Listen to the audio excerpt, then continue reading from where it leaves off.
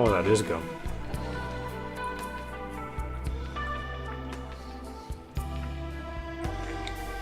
Mexican candy. Real good.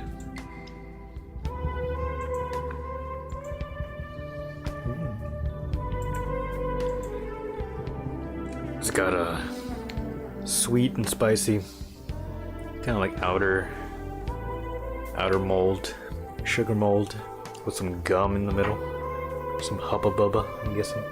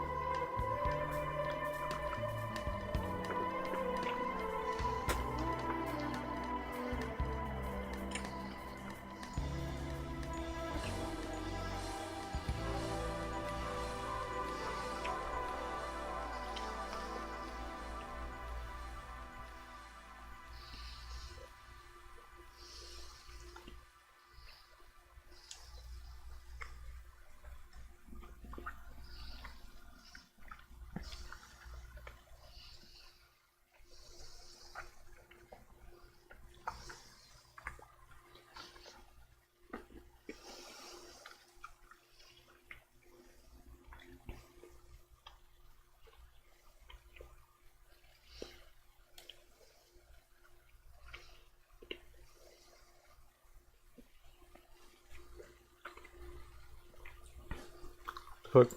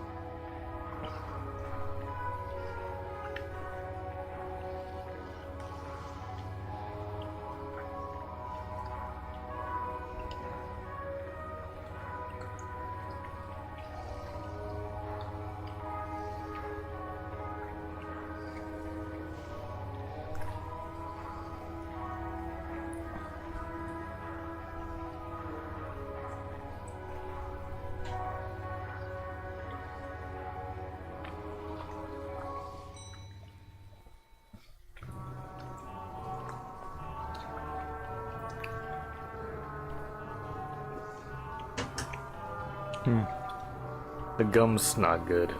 Ugh. The gum kind of ruins it.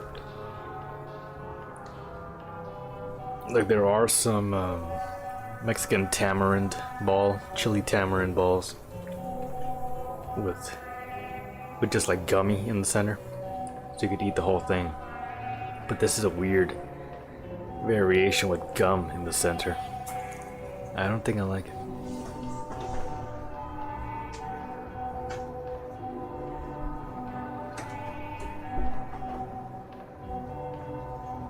Tamarind is boss, though.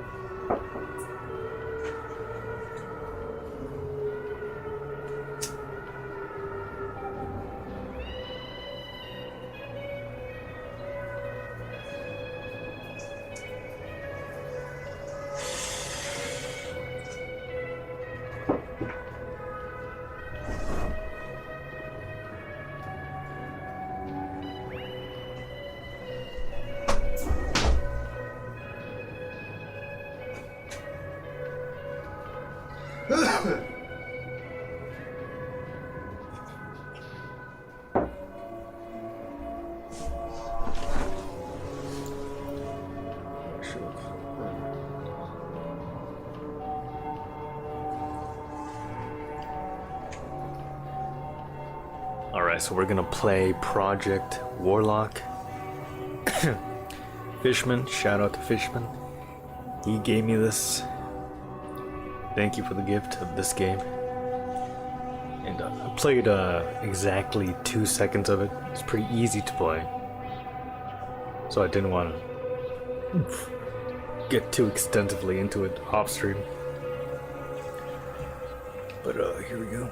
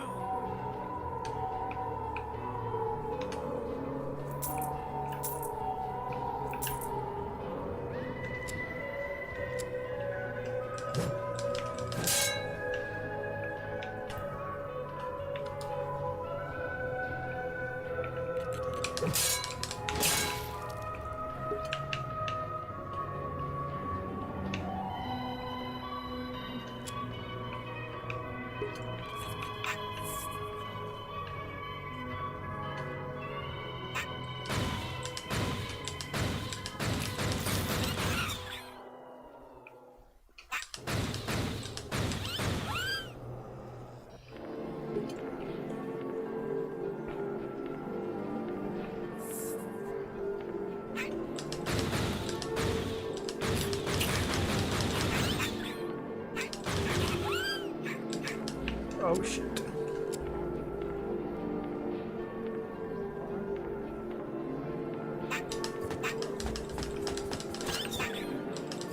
Oh, was that a knife?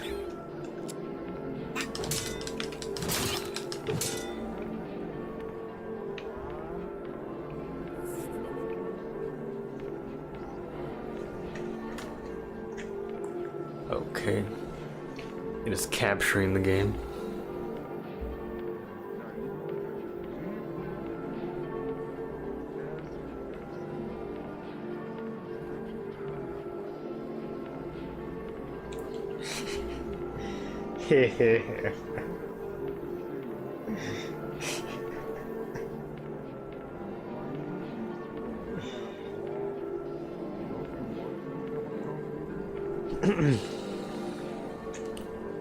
Well, so far I'm liking the game. Liking the retro styling here. I never played Doom. I'm guessing this looks the same, except no gun, of course. At least at the moment.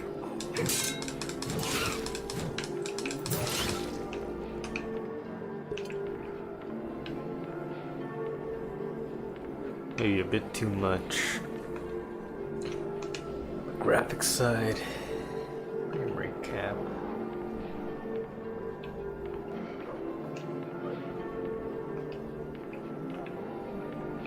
So I don't want it to be like jumbling and blumbling like that. I'm sure that's unavoidable to an extent. But,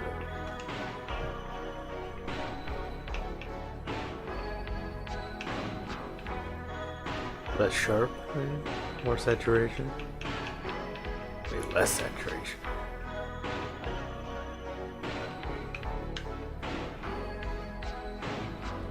Not so bad right there. Yeah, that's fine.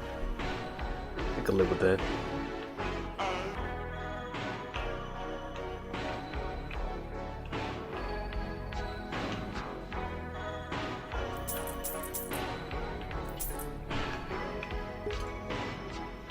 Health.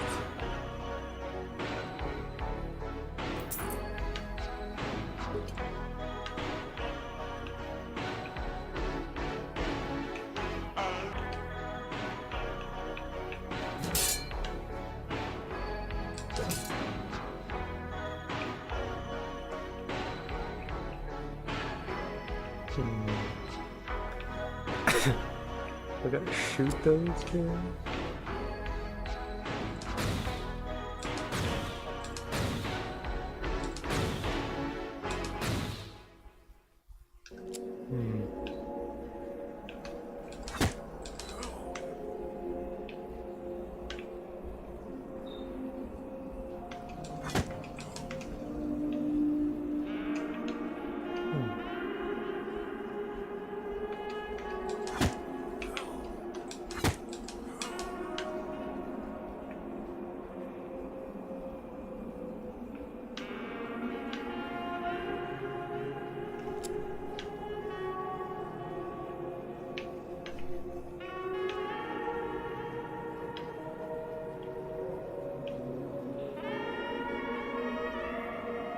Oh shit.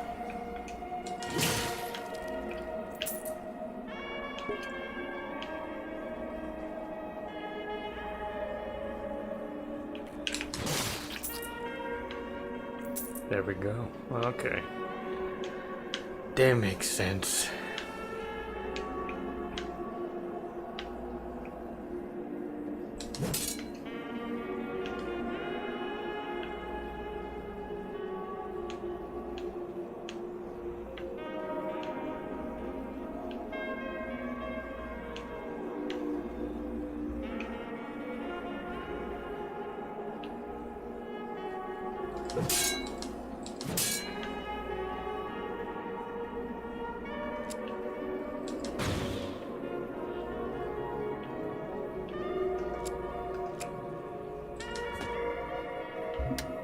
Oh. Fucking retarded.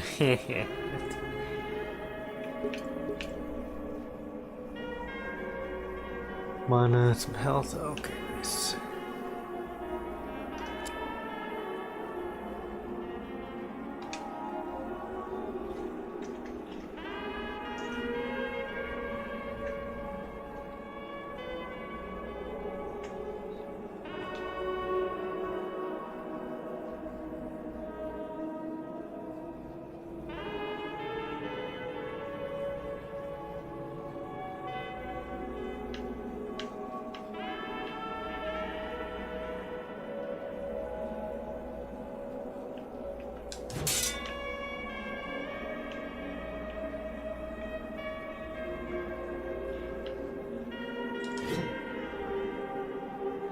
Oh.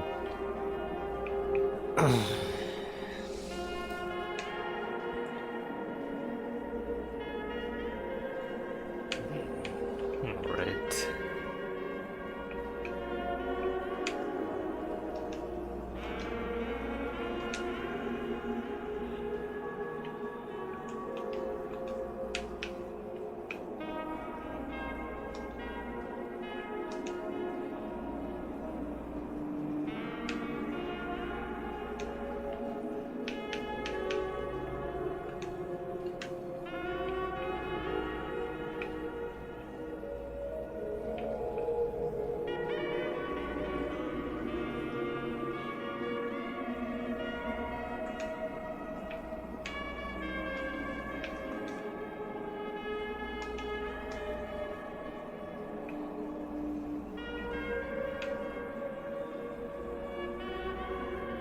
I do not have enough, obviously.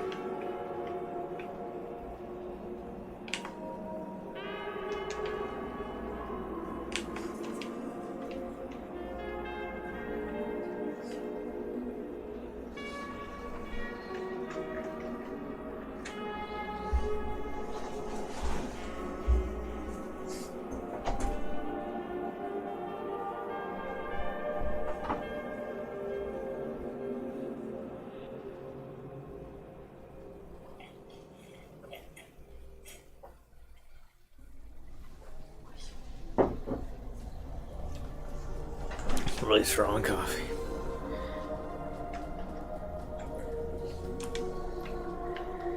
Well, I don't have enough for anything, so.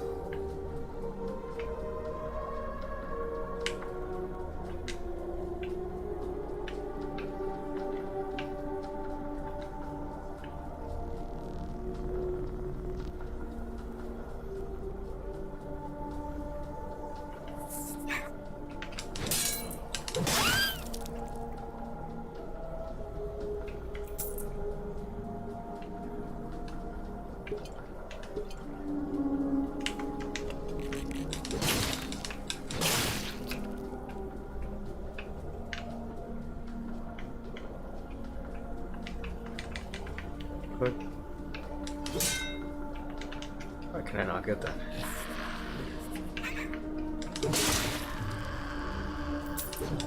Oh shit.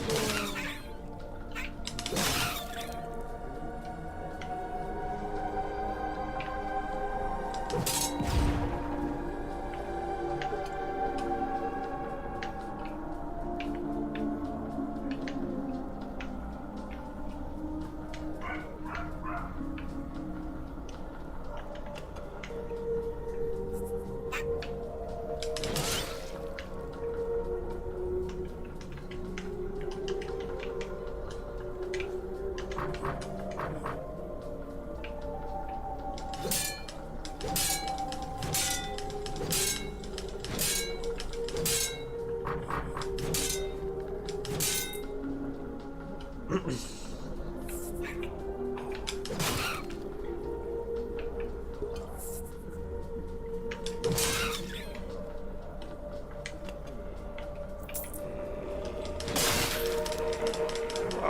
my sword. I got my sword.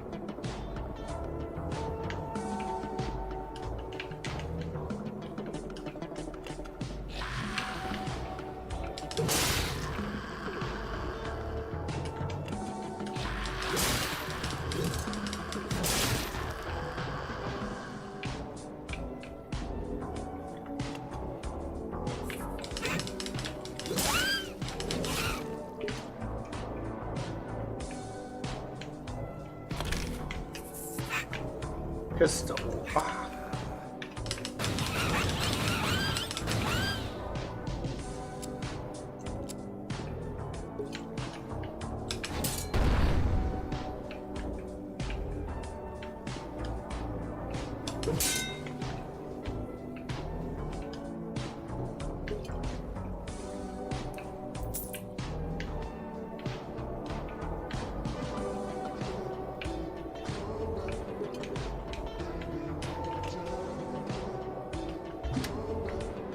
Oh.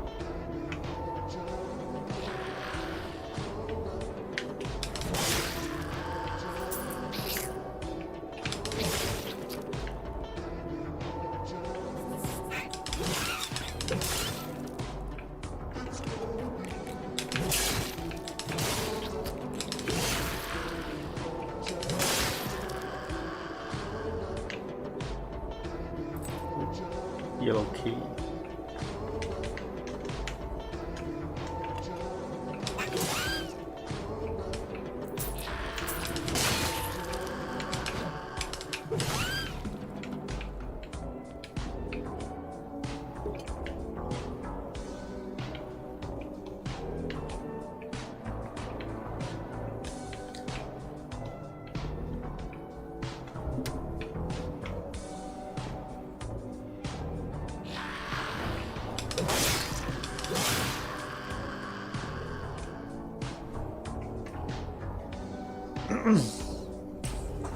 Hey, what's up, Anthol? How you doing, my brother?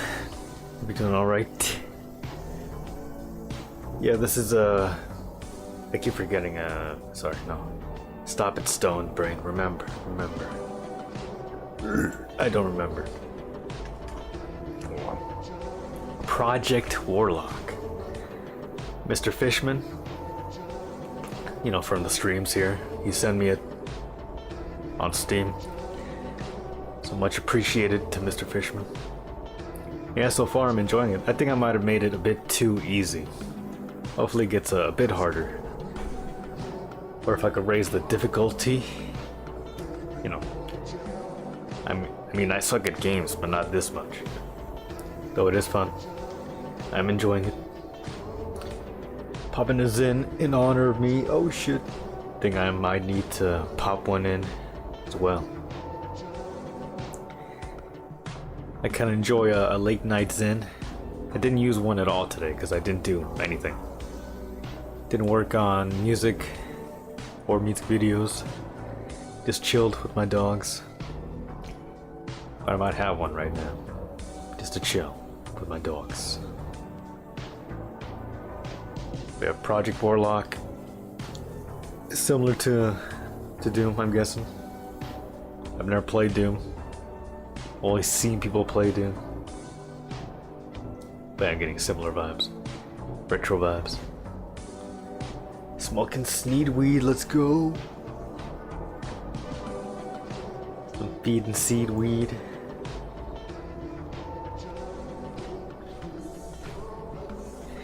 I just had a cup of coffee, late night coffee. So I'm feeling good, feeling fine. I've been working this week, but just before I went back to work, I was waking up with my coffee and creatine. My 5 grams of creatine in my coffee doesn't taste like anything, so you know it just dissolves. And boy, is it a fine addition to my diet, I must say. Like for the little work I do, like working out, I feel like more. I'm not like huge, like pumped, like morphing, but I do feel like more filled out. I mean, you can only increase your muscle mass so much just by diet and lazy work.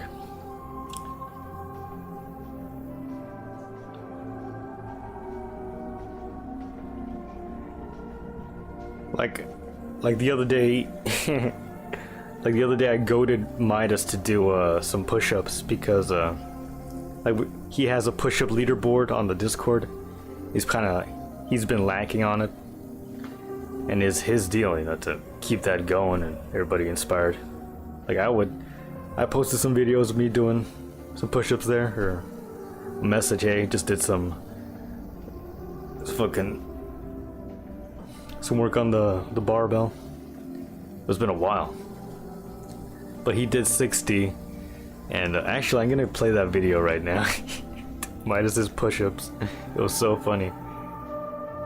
Motherfucker, he did them. He did 60.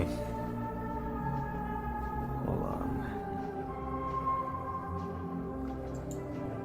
And me, who doesn't do push-ups at all regularly, I did 30 in a row, which there's no video of it. Next time I'll videotape it.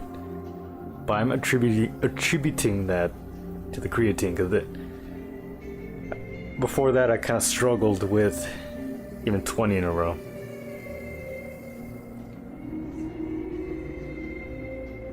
I mean, sure, I've been doing, my barbell work.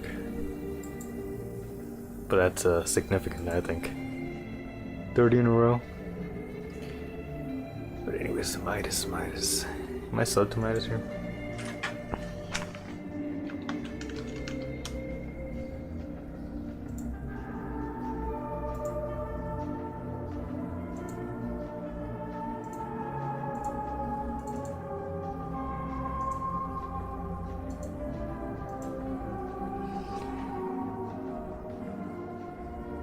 I take creatine to get way stronger when lifting. Yeah, just make sure you drink enough water. Yeah, that's what I've been reading. Get enough water. I've even been giving it to my grandma and mom, because I heard it's good as a nootropic. Not as a nootropic, like as positive cognitive benefits, or for cognitive function. Even though they're not lifting. They're gonna get buff as hell too. Like buff ass nanas. Yeah, thanks. Gonna get fucking jacked. 2024. Whoa. And I feel taller. I don't know if I haven't been measuring myself, but I just feel taller.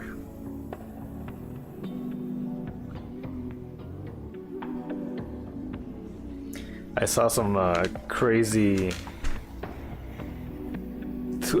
tweet the other day where a guy was taking 10 10 grams a day just to see, just to experiment. And he experienced significant hair loss, you know, because of the DHT. Like so much DHT had like caused hair loss, but he was getting positive effects, very positive effects. So if you want to weigh it out, you know, I guess you can do it. Apparently the increase in DHT from creatine or from like I also have a Tribulus terrestris, which helps with testosterone and vitality and so on and so forth. The initial abundance of DHT does cause some shedding, but after that apparently it helps with hair growth. I have been I think it's the combination of stuff I've been taking that has been aiding in my hair growth. I also use a shampoo that has like rosemary and cinnamon, clove and all that kind of shit. Like all this shit right here on the side. All this shit's new hair. And I kind of see smaller hairs coming in on the areas I was balding or starting to bald.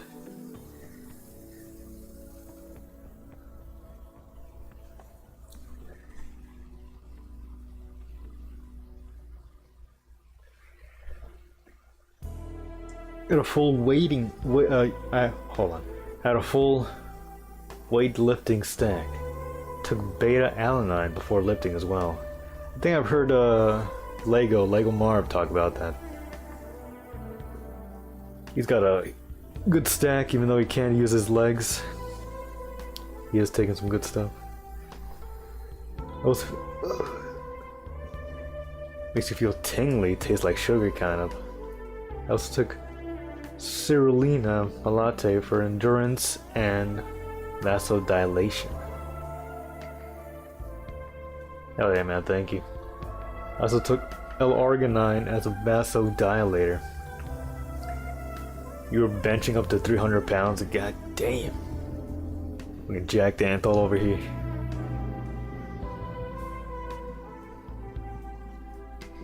Yeah, I don't do it's been a long time since I even attempted a bench press. But seeing as I like surprised myself with the push-ups, I think at this stage I could do a little more.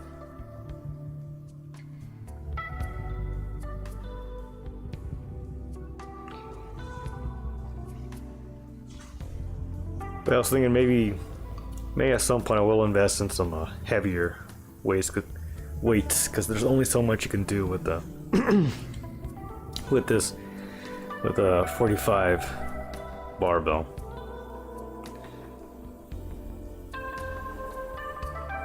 Maybe at the very least, maybe buy a set of 50-pound dumbbells. Just as something. I don't want to have too much in my garage, and I also don't want to go to a gym, because it feels kind of like just a lot of time to add to your schedule in terms of working out. I do a quick workout, maybe 11-15 minutes, one set till failure, and that's it. I'm not out here building muscle, just trying to keep my body from aching and from degrading.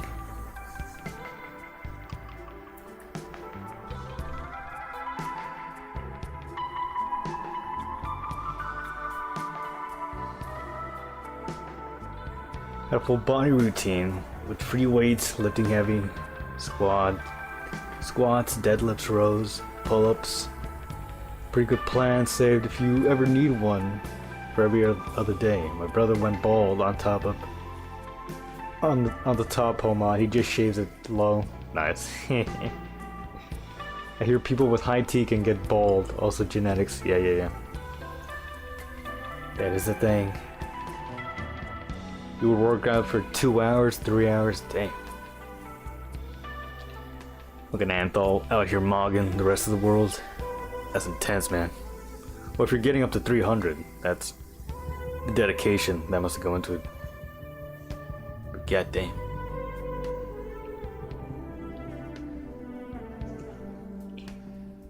But I'd be down to see your plan. If you want to send me it on Steam messages, I'll do a POMOD version of that.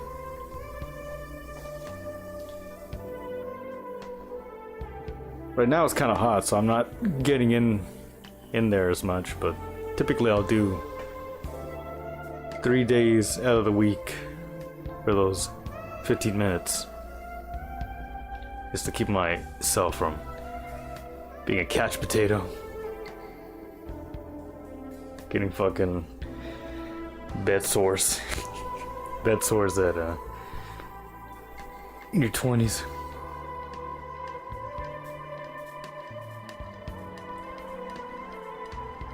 Took forever. I lifted for 3 years straight. Damn, that's dedication. You just save it or implement some other things if you want. Yeah, man, I'm down. Down to try anything.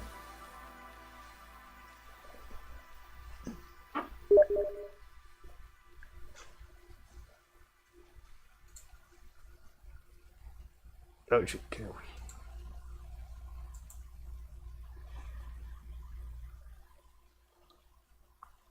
Hell yeah, man, thanks. Let's see. 4, 5, 6.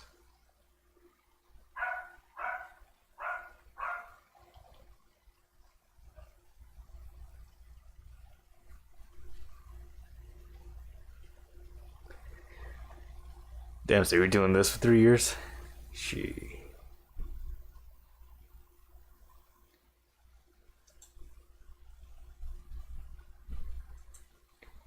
Look at Anthol walking around, Ronnie Coleman style.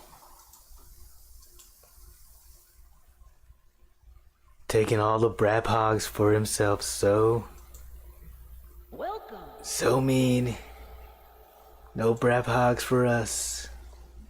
Why?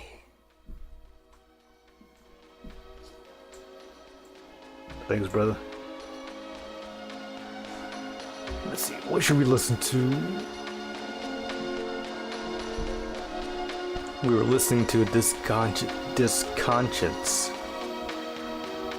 a 2013 classic.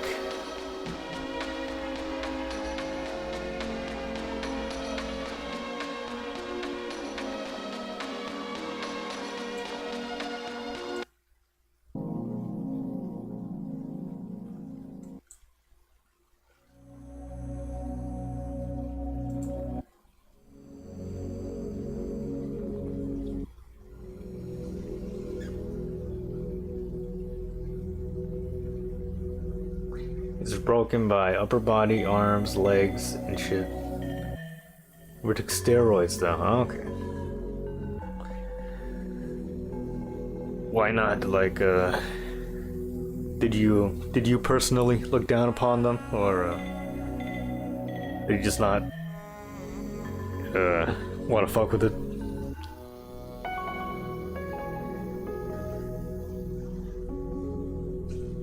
Because I guess some of them do cause some organ damage, but I'm guessing at this point, you know, there are ways to use them without much damage. You know.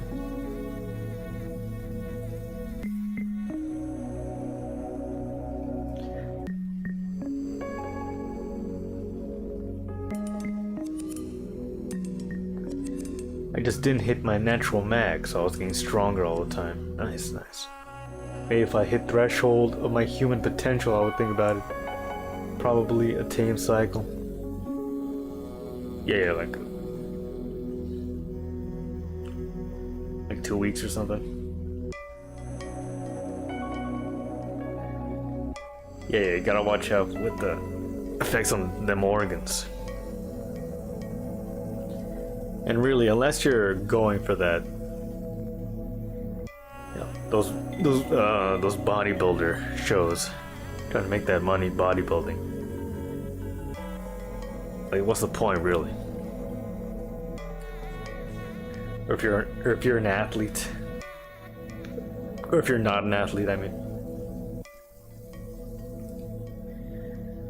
I guess if you just want to be like a modern shaman, modern fucking weightlifting shaman, and go freak mode, just become the most powerful freak in the world with minimal damage, you could do it.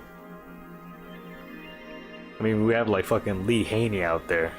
He's still kicking, still healthy. He was fucking crazy. I just know enough from YouTube shorts that I get from these guys. Yeah, that's a very smart man who cared about his health and still walking around. Unlike Ronnie Coleman, who went so hard that it was retarded, and he's not walking anymore.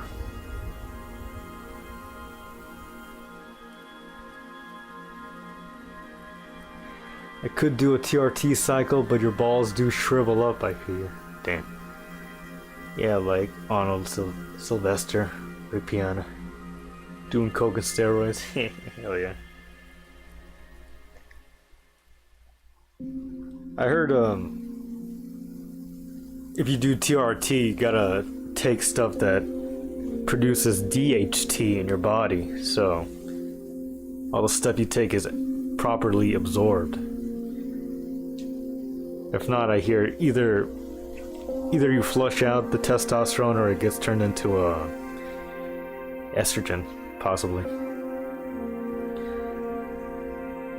But I'm guessing that if it's a good regimen you're being given by your doctor, maybe it does include some of that. Maybe they have medical DHT, who knows. But that's what you want to kind of induce naturally. That's why I bought the Tribulus, really. I'll take some after doing my my workout. I think I did like a 3-week cycle of that. It did feel interesting. I think it does do something to your hormones.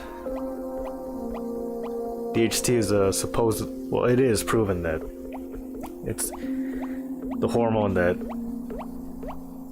comes about during puberty. I like to think I like gave myself a second puberty with it, but I did feel it was good. I'll possibly do another cycle of that later this year.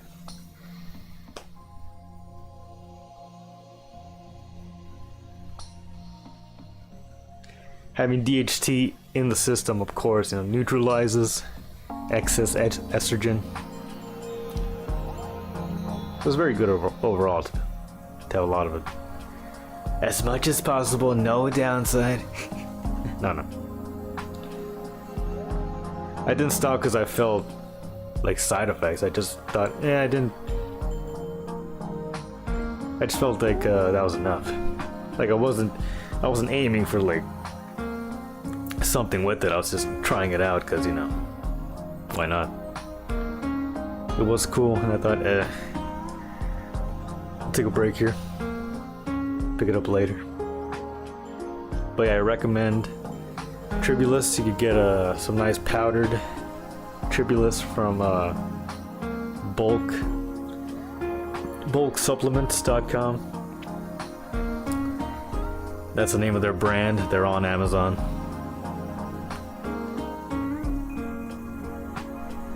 It's fucking bitter as hell. I use these vegetable pill things to kind of get 3 of them down,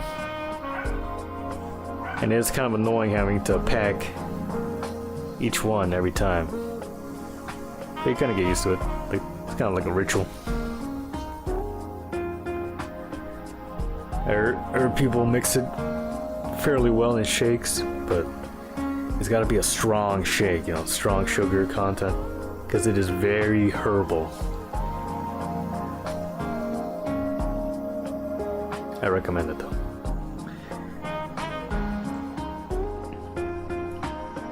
I mean, men do need some estrogen. Yeah, that is true. Yeah, the relationship between all those chemicals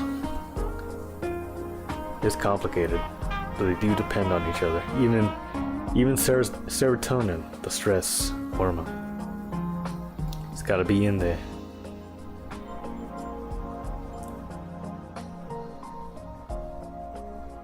I slung the powder raw. If you want to make like a tea out of it, it would be one of the most intense and bitter teas of all time. But it could work. L-arginine tastes like poison. Nice. Yeah, I've heard about L-arginine. Mostly in I think like protein powders. That would come in.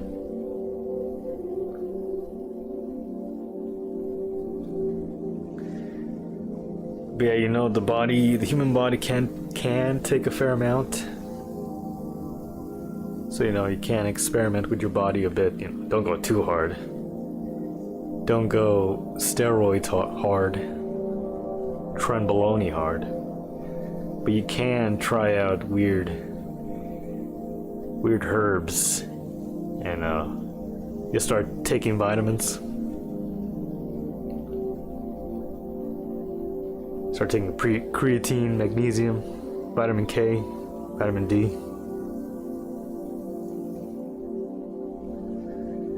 As much other kinds of shit as you want. I was thinking of even buying pine tree pollen. I heard that's good for DHT. Black seed oil.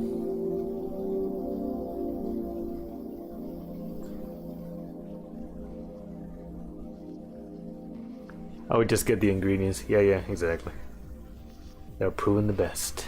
Make your own pre-workout. Oh shit, the Anthol pre-workout. 1 spoonful, and you're huge. When you get in the groove of working out, like, have a schedule, taking pre-workout becomes like a drug addiction because it helps so much with lifting. Dang. I would always drink coffee or energy drink before lifting also. Yeah, coffee's great for lifting. I read online, and this was through Ray Pete Twitter, that little bit of magnesium before working out. I think it's something where it reduces the lactic acid, so you can do more reps in there. I have noticed that it would allow me to do more reps. But yeah, caffeine definitely is useful for that end. And potassium. Oh shit. I do gotta get potassium pilled, to be honest. Luckily I found this this website that has links to brands of where the basic stuff you buy, it's the most pure. Like, there's no anti-caking agents, there's no dyes. And Bulk Supplements has a wide variety of stuff. Just them by themselves, but in case of the stuff they don't have, like for the vitamin K, the liquid vitamin K I get is very good. The liquid vitamin D I get is great.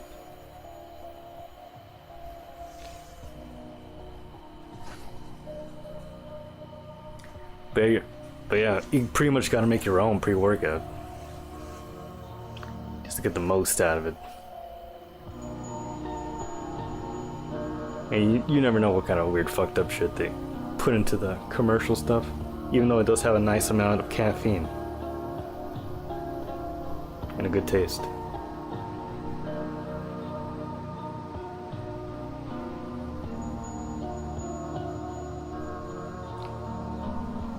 Magnesium glycinate, yeah, that's the best. And baths helped with recovery. Wait, a bath of magnesium glycinate, like with it in there? Huh. Is it fucking windy outside or something? Oh shit. Moon looking almost full. It's gonna be tomorrow night, I think. All those ingredients, I got bulk supplements, hell yeah. Oh, you have some of them. Nice, nice. They are good. The little orange man.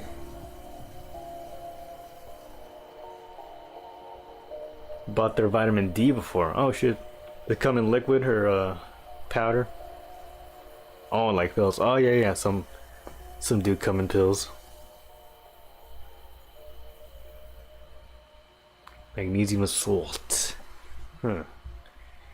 Man, I would like to get bath pilled, but mine is so small. Like this. I guess I can only relax on this side of it. But it's not gonna be. It's not gonna be like a spa day. Sadly. But I think baths are underrated. I need to get Epsom salt pilled, magnesium salt.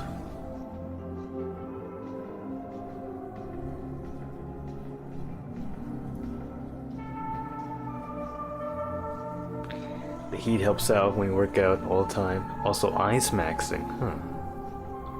Like applying the ice to the muscle.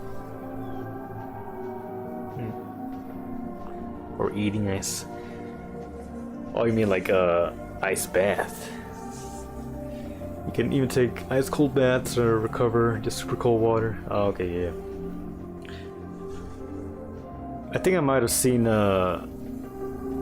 somebody tweet a paper where they saw cold baths kind of increased cortisol, and that's kind of like the effect that you're getting out of it. It's like stressing your body a lot, and then just once you're out of that, the perceived effect of it feeling good. Of course, in some cases, some cold water just straight up feels nice. But if you're doing them, like if you're torturing yourself with an ice bath, it's probably not good for you or your recovery. But if they feel fucking awesome for you, like, go ahead.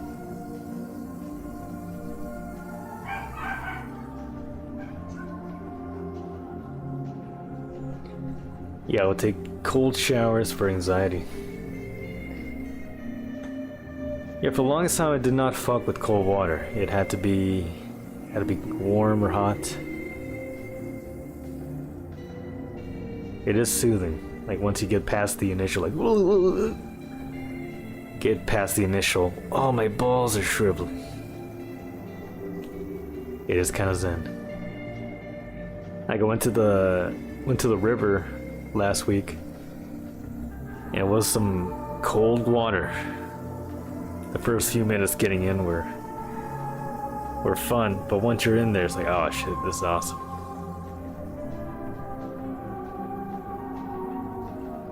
That's right. Oh shit, we were just listening to this, and now it's on this playlist. Anyways, let me get back to this Kino game. Even though I am enjoying talking with you, Anthony. On this night of Snod Kino. I was watching a bit of that bitch tank earlier. Saw you in there as well. I just barely caught that fight between Haley and the fat Mexican bitch. Honestly, I only caught it because I saw Kimosabi go like, yo. I was like, what? Did something happen? So I went back, and certainly enough, bitches were being crazy. And I didn't even see the fight initially. I just saw the fat bitch going crazy. I was like, oh. Is this ghetto bitch going crazy? What's wrong with her? Is she a crack addict? But no, it seemed the other girl's a bitch as well. Hence, bitch tank.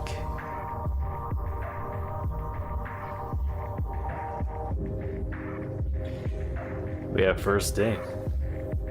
Hopefully, some more Kino, some more woman Kino. Hopefully, they could scissor and make love next. You know, some character development.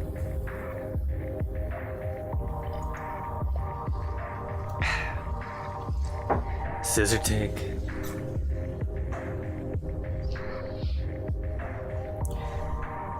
Alright, let me take a weed alert here.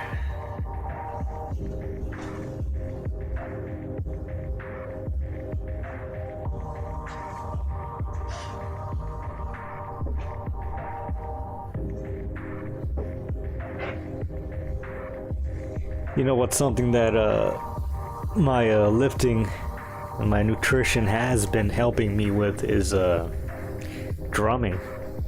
Now that I'm in a group. Oh shit, what's up, Chemo? Welcome in, brother. Speak of the devil. But yeah, I would not be able to play the Joy Division songs that we're playing had I not been doing like curls or taking magnesium and creatine. Because having to do like for 3 minutes, it's fucking intense. Just try to drum along to Transmission or Disorder. Disorder is a little bit easier, but it's still like the drumming is like a punk song. You can really see the punk roots of Joy Division with the drumming.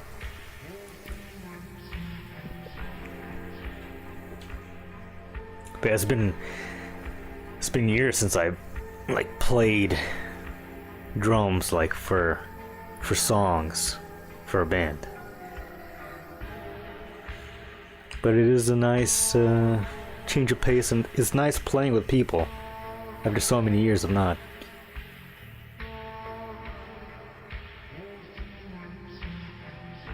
And it's also nice not having to be like the leader.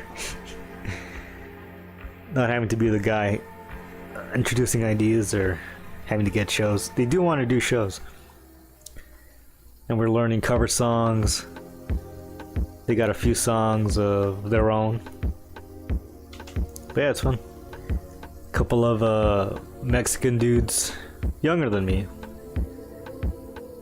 And their uncle who plays guitar, who's older than everybody. They're all cool. They're from Mexico City.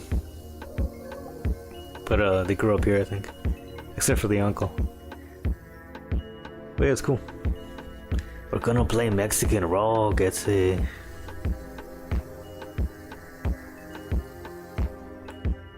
I literally said that woman hate each other earlier in the growth stream. Then those bitches threw hands, yeah. You gotta watch out, a house full of women, that's chaos. But chaos equals Kino. I think people are gonna be pleased with Bitch Tank.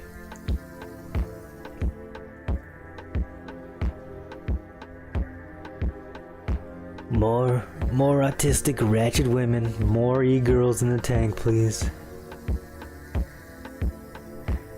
Break out the gloves, break out the scissoring. Scissor me timbers. Snot on the boss. I don't think they've told me. I don't think they have a band name yet, to be honest. Well, as a mostly cover band at this point, you know, I don't know if they've even thought about it. Though they do want to play shows.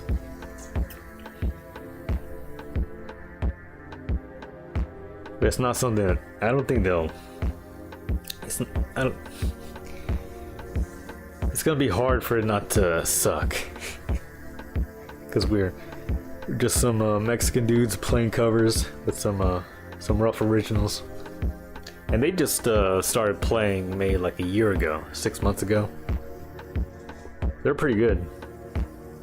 Except for the uncle, he's been playing guitar for a while. But the singer and the bass player, who are younger, and who it's their band, they picked it up recently, and they're pretty good, to be honest. They're pretty promising, even though they're picking up the instruments in their 20s, 23, 25. They're pretty solid.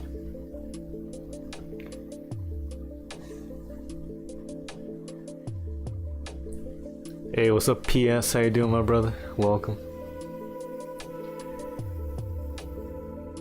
Drop Anthol in there like a thermonuclear bomb. You're gonna rizz him up, you're gonna jizz him up. The hog would probably try to rizz me though. Yeah. Yeah, bigger bitches tend to be a lot more confident, you know, with the Chad. The fucking muscle Chad. And in your case, she could probably sense that you're a brap hog addict. You true pigger.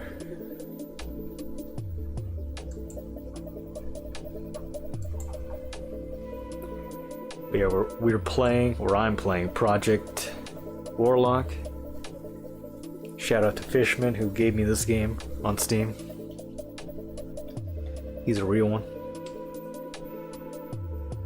Fishman who has sent me games in the past as well. Games which I'm not that good at. But this one, I am. It's Doomish.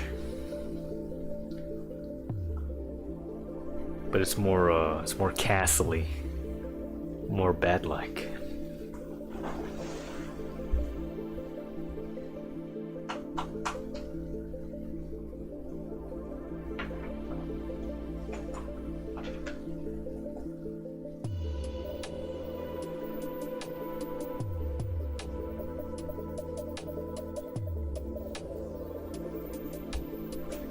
Oh yeah, the Mexican guys, like I noticed on their, like they have a mini fridge and they got stickers of like Evangelion on there. And one time, I think it was the singer, the 23-year-old, he was wearing a Ray shirt. And I didn't say anything. Because I don't really know the show. Of course I know it from, you know, meme. And she's my preferred girl. But we didn't talk about it, and the other guy just had like I think it was like a grindcore act, some underground grindcore act with an anime girl shirt, some miscellaneous anime girl. But yeah, I guess I'm in a band with Mexican weebs who listen to Joy Division. I'm living the dream.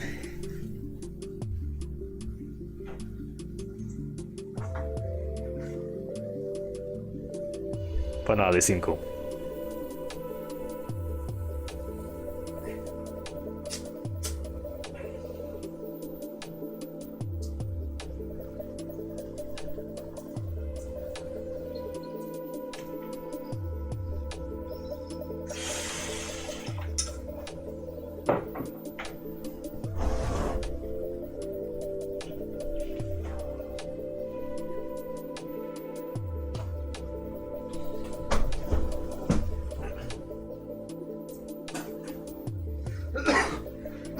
It's really windy outside, and the moon, it's gonna be full tomorrow, so it's pretty full tonight. It's looking nice.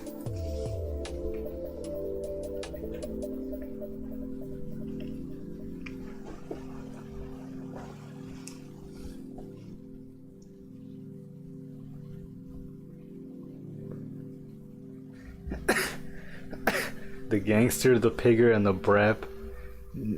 The brap N NGR. Those are pretty good. I wish I could say all of that. But that does roll off the tongue. The gangster, the pigger, and the brep. Clint Eastwood, you gotta direct this one. It's a prequel. Please, before you die.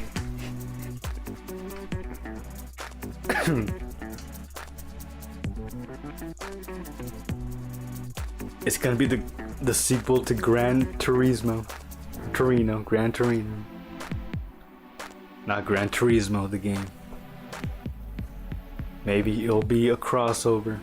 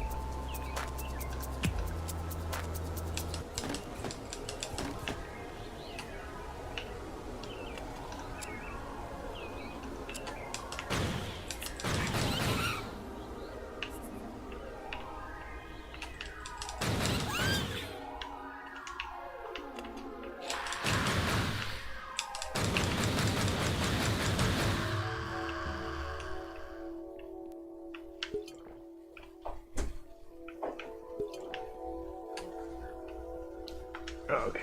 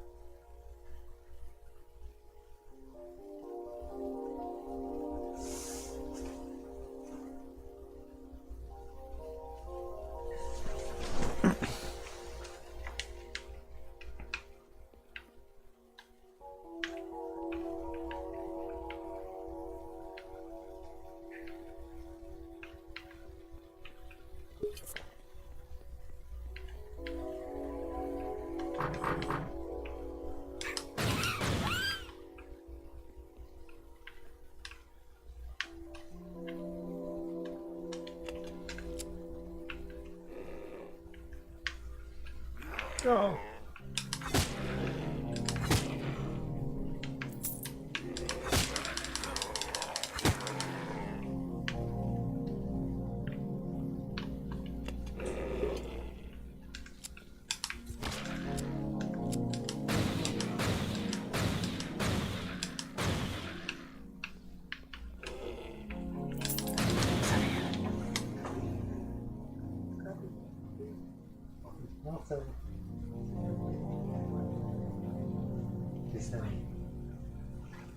Está bien.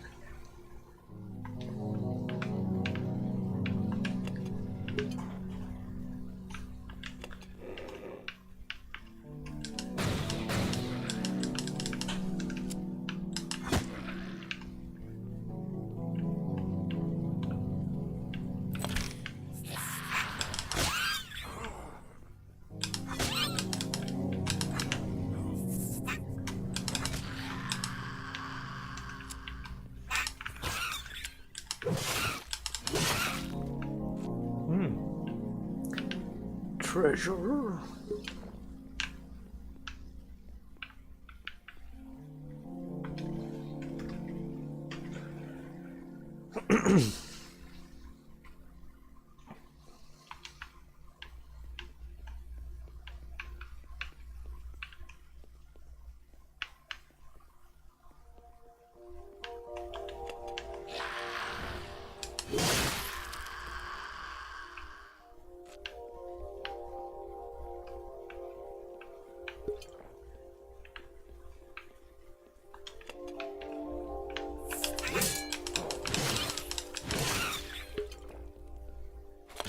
Pistol.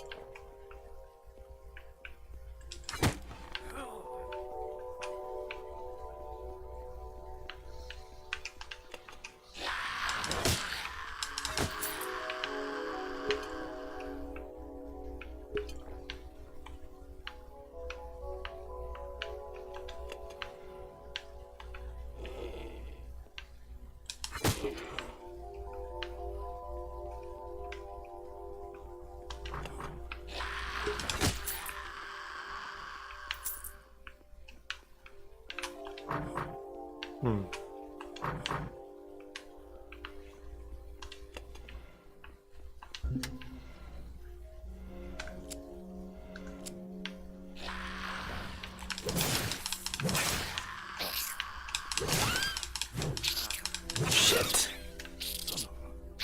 Oh.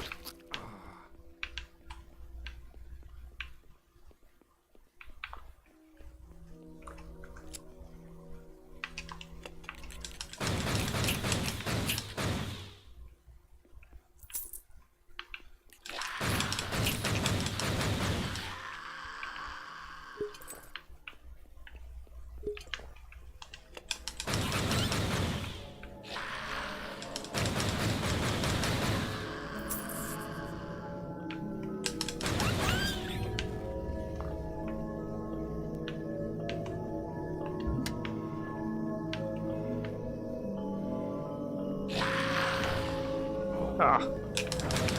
Fuck. Damn it.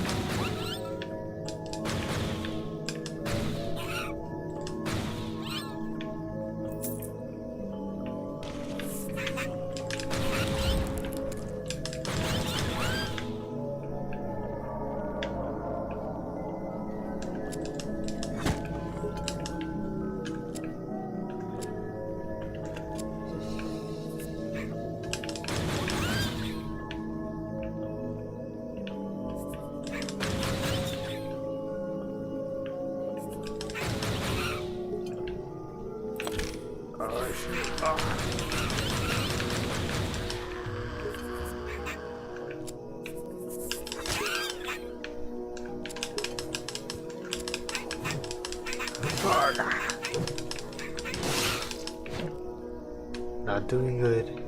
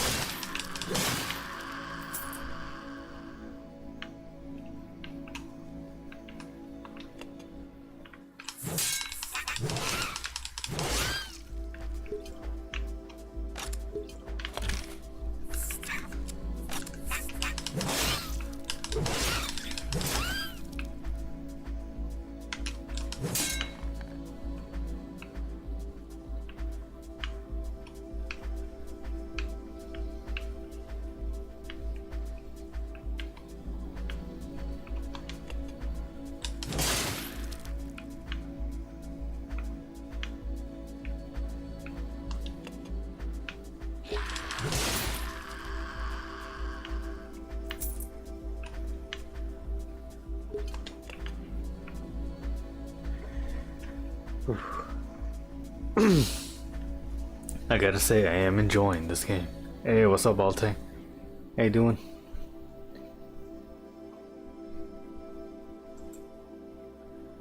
Eric Harris, I don't know who that is. But this is a very Doom-esque game that was donated to me by a friend of mine. And yeah, that's what we're playing. It's pretty cool. Yeah, I hope you're doing alright, man. Welcome. Happy Saturday. Whew. Let's see, what do I want to play? Music. I'll play some music.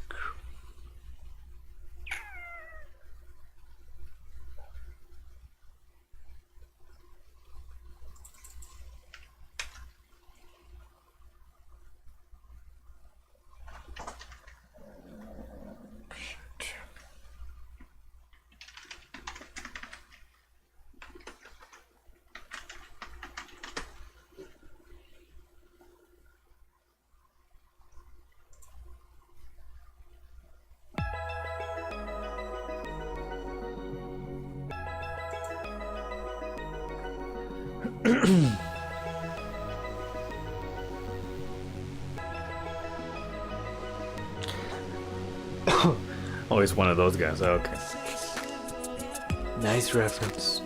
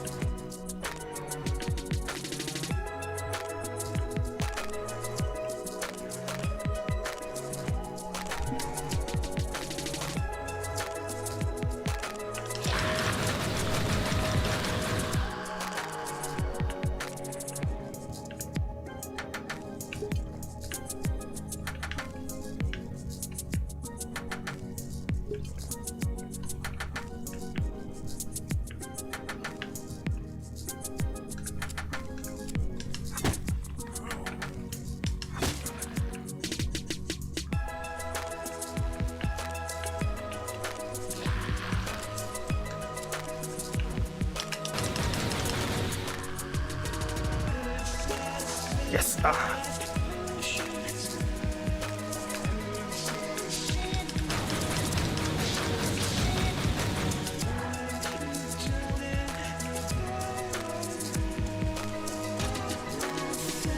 Oh, nice.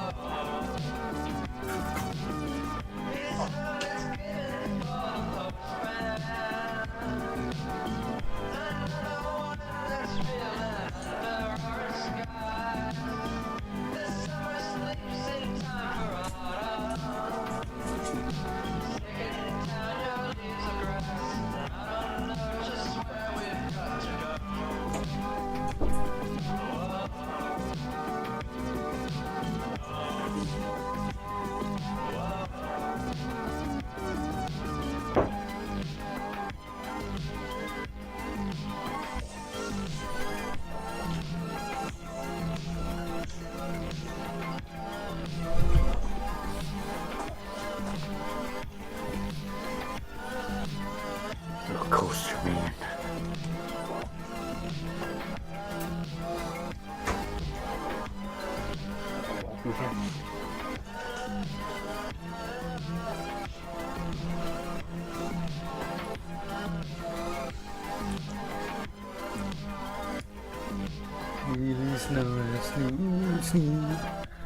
Got a new demo. Oh shit. Oh yeah, man. I'm down to play it. A new Altai demo. Altai's been jamming out on DLive as of recently. I was able to catch one of them. It was cool. Him and his friend were drinking and just jamming out. It was cool. I think you should be able to do that on YouTube, so get on YouTube, motherfucker.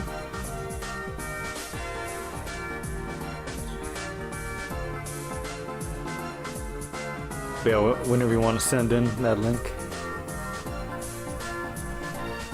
I'll play it as I play this game right here. Oh shit. Oh.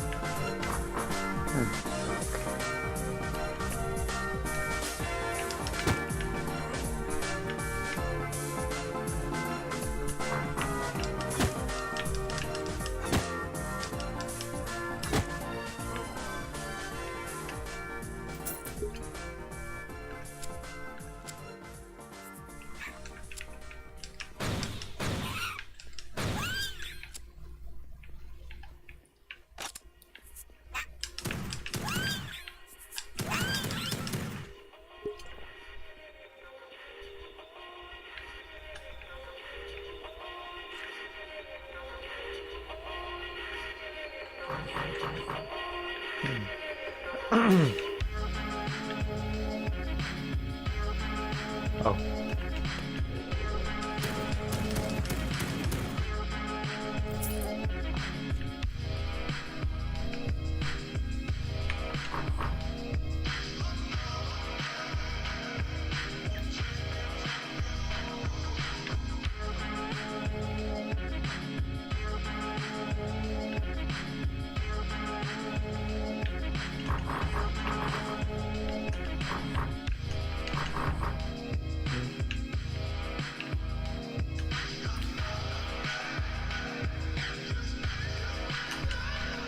Oh.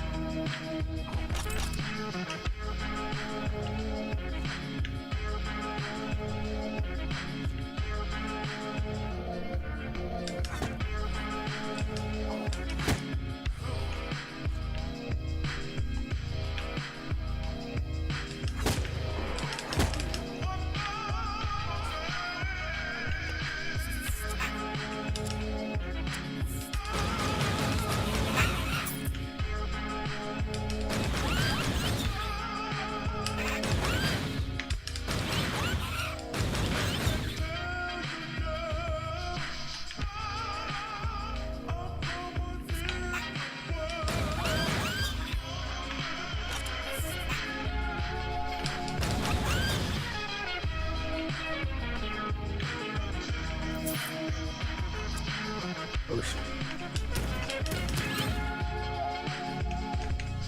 Okay.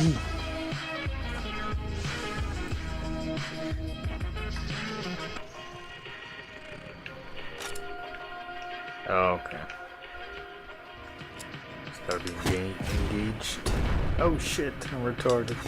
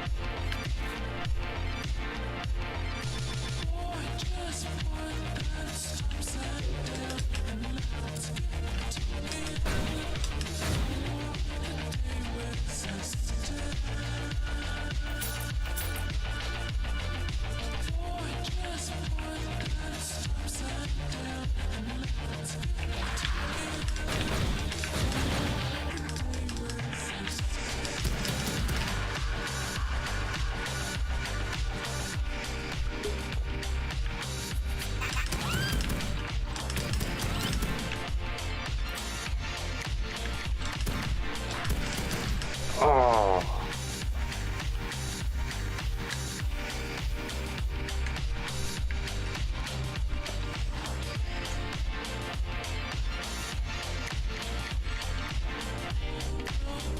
No, it didn't. It did not come through. Or if it's on your page, I'll look it up right now. Or maybe it's unlisted.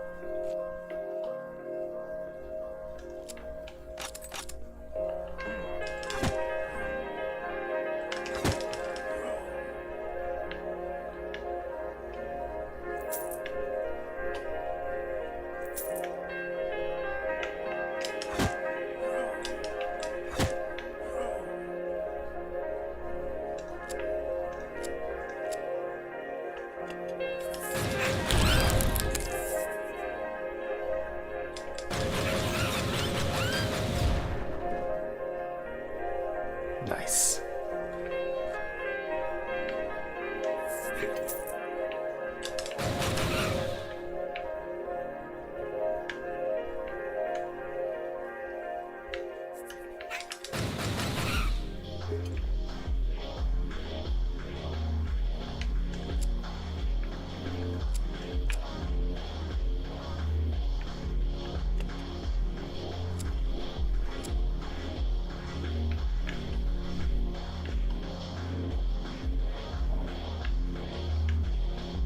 Oh.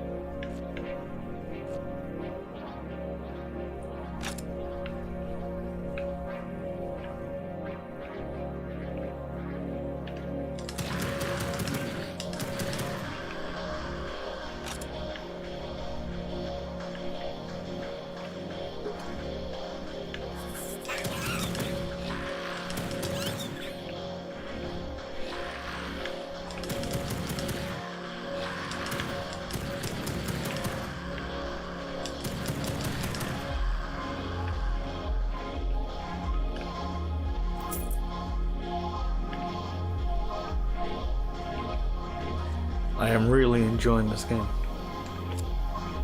I must say I am enjoying this game arena.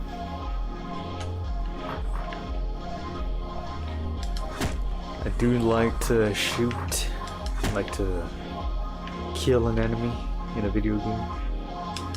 It is fun. Yeah.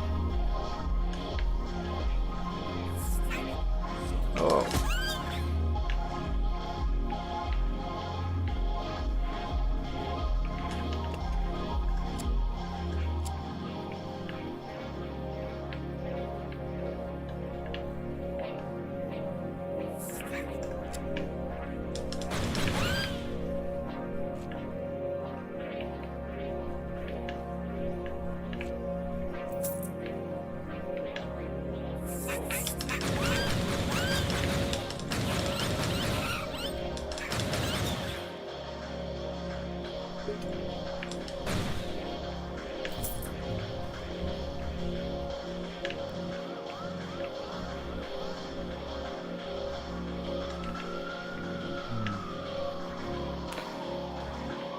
Where am I now? Oh, I'm good.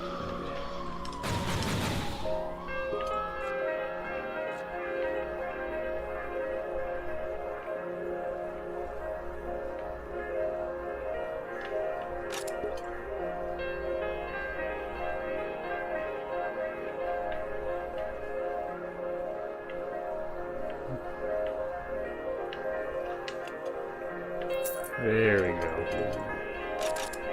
Very nice.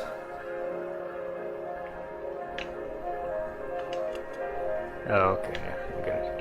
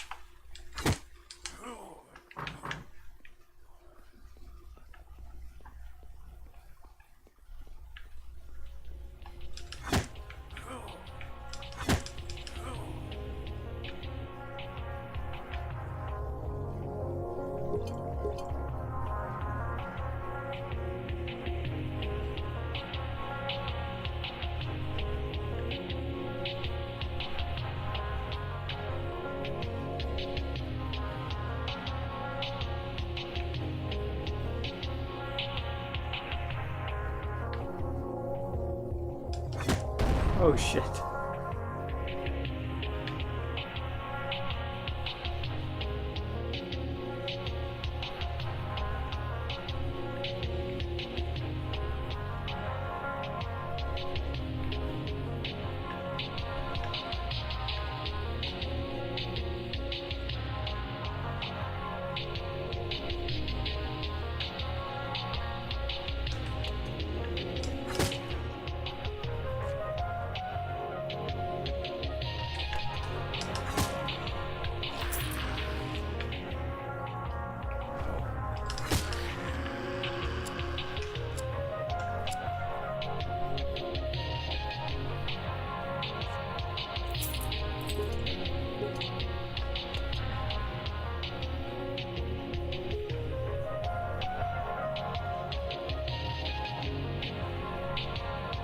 Oh, okay.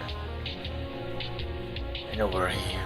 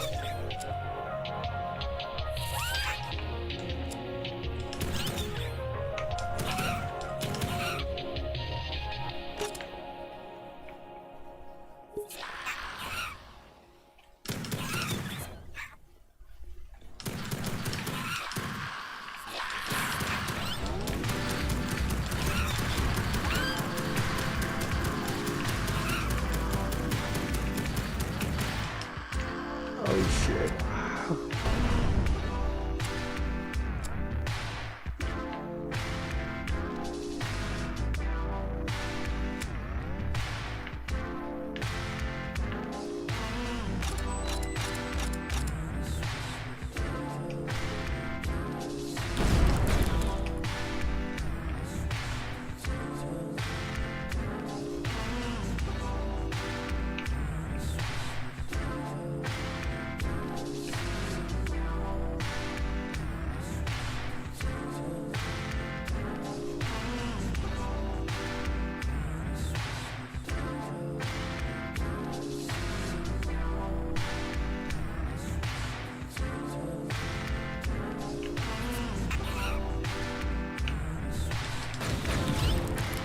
Oh, I'm fucking retarded.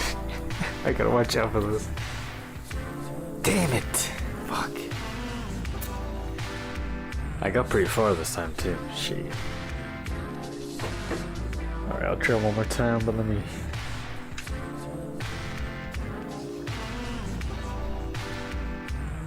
I'm gonna try to...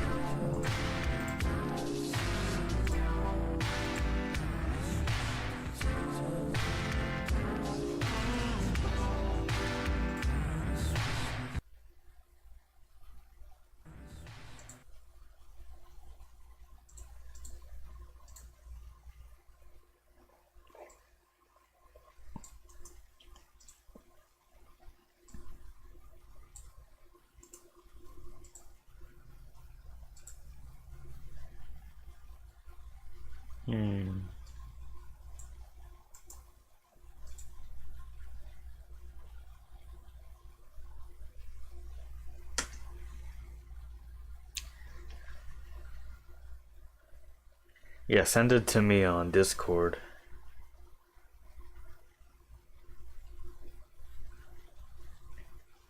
Because that code did not work out.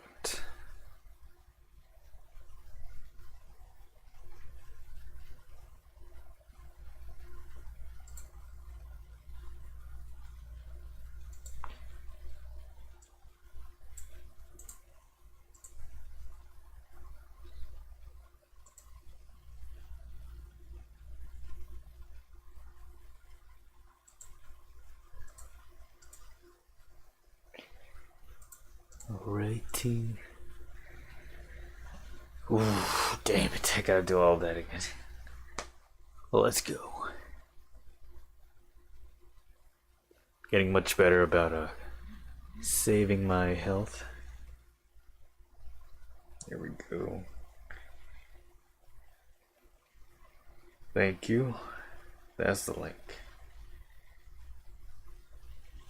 And now, because I have my alternate account as a mod on this channel, I could post links in the chat.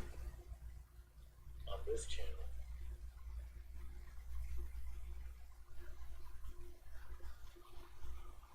There we go. Truly snot-pilled. Whoa.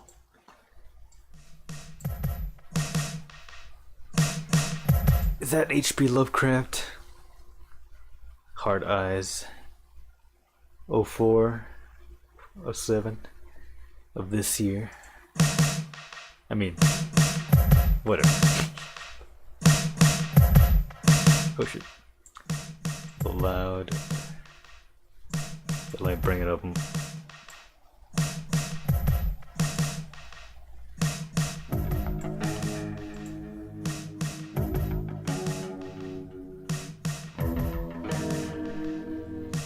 Oh, hold on. There we go.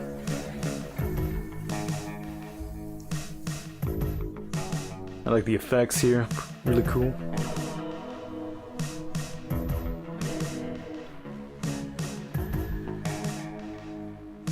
We're going cold wave mode. We're going dark wave mode.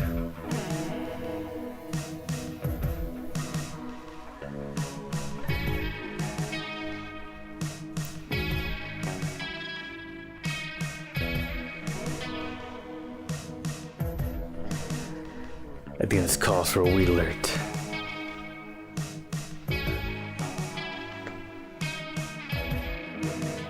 Is this with your friend, Michael? Is that his name? The one who was throwing up? Hope he's doing better. When your tummy aches, it really does suck.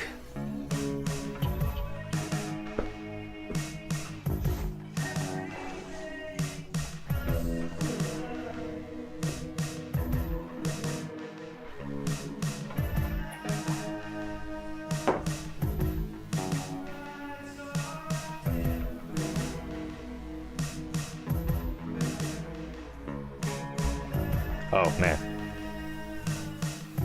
My bad.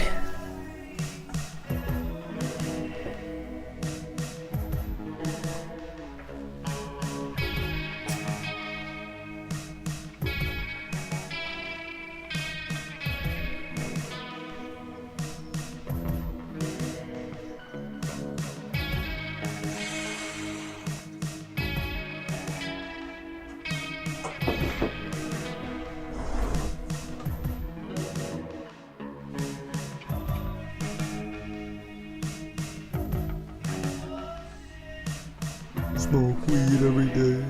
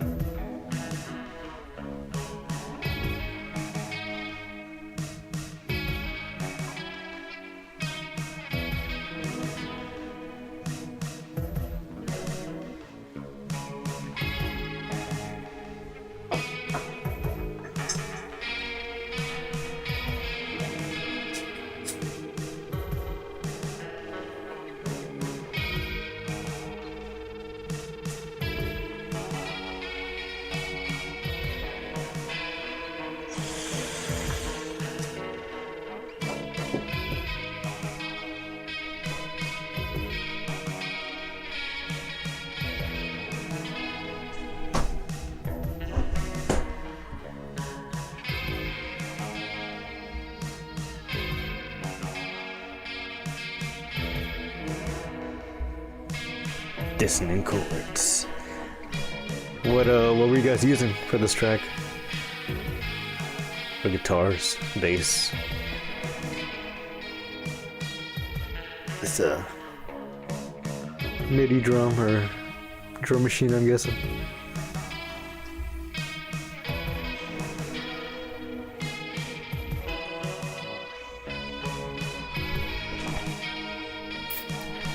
Every time you try to pull a vocal up, it doesn't work when you render it. Well, putting...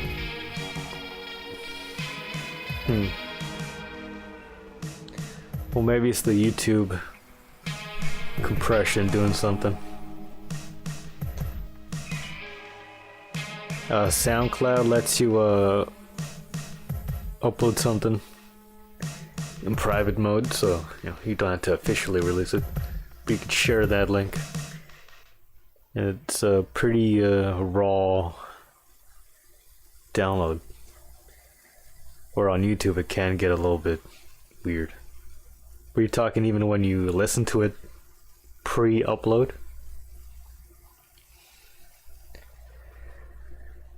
Weird. What are you guys using? What are you guys recording with? Bass 6 into a Fender Deluxe. Jazzmaster into an Egnatter head. Never heard of Egnatter. Basically definitely a drum machine. Nice. Yeah, man, it's cool. It's got a nice dark wave feel to it.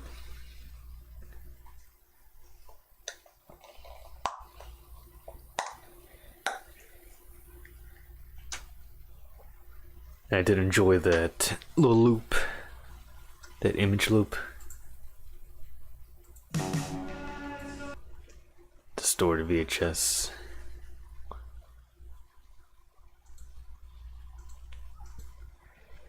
Everybody go subscribe to Heart Eyes. But yeah, it's coming along nicely. Sorry. My nose got congested from the smoke. New King Cobra. We got the plastic off the back here, ripped it off. Got some Italian pinwheels ready to eat. Check that out. Open it up. Look at that goodness. Pull one out. Ready to eat. Ready-made pinwheel sandwiches.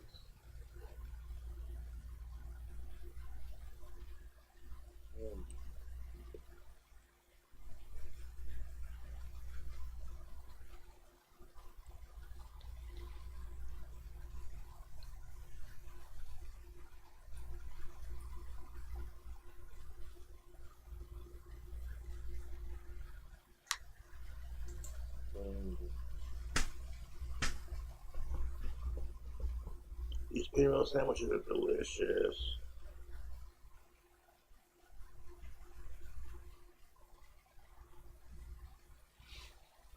You want a pinwheel? Yeah, just the cross section. And that's it. Wow. Now that's content. MXR analog chorus, Zoom reverb pedal, and a flanger on the bass. Yeah. You gotta have flanger on the bass. It sounds so cool. And chorus can kind of approximate it. It is a similar effect. But if you could do that flange on a bass sound,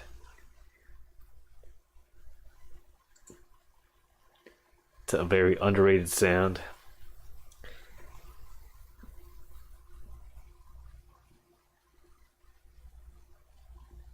But let's get back to... I'm gonna attempt this one more time. Then I'll wrap up the gaming portion. Then we'll try to look for some Kino. But I am enjoying Pro Project Warlock. Thank you, Mr. Fishman. If you're out there somewhere, you're the man.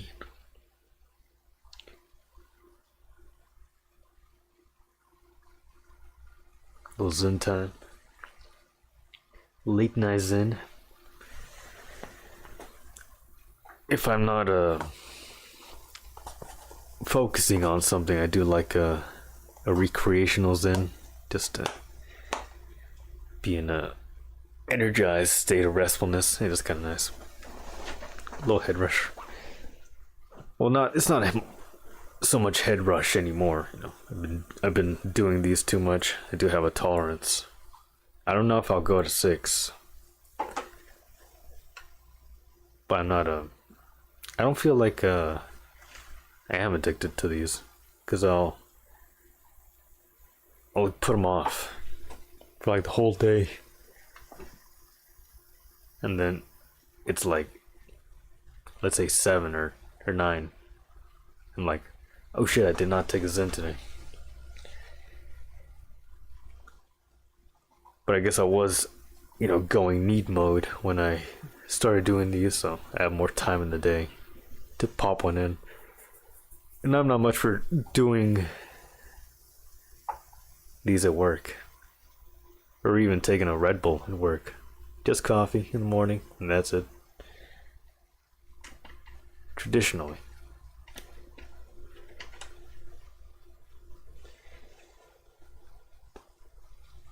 I like my guitars to be ice picky because I do those one line lead stuffs. But yeah, the Jazzmaster does help with that.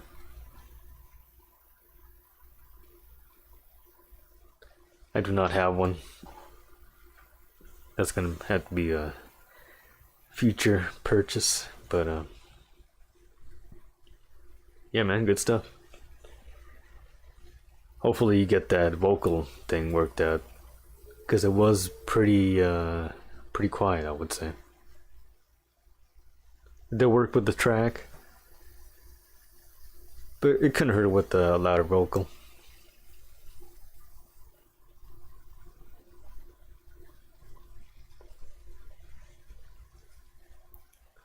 Snod. You did 3 of them? 5 of them. Jesus. Oh my god. You did all of them. But your sister gave them to me, so... Yeah, that's insane, man. At the most, I'll do 2 in a day. And apparently you can absorb faster and stronger on the bottom gums, and on the top gum it's more longer duration, slower release. So mainly I rock bottom gum, but at the start there, before I knew that, I was like alternating spaces. So if you're gonna do that many in a day, at least alternate the Zen area. Sorry.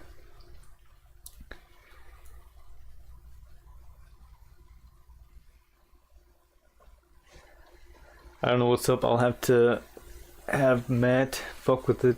He's good with Reaper. I think Reaper is trash. Oh, you're using Reaper? I think I find Reaper pretty useful.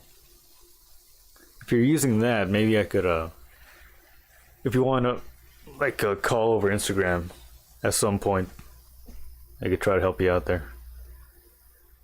Or at the very least, I could give you the settings for my for like the render page, because maybe something's not checked off there properly.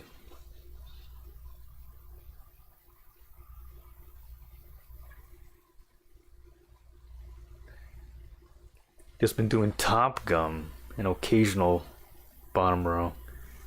Yeah, you gotta go down here to get that strong effect.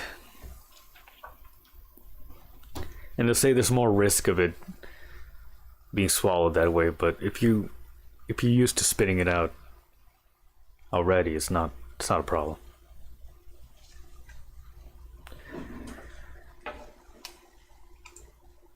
Snotty, snotty, a small weed. What's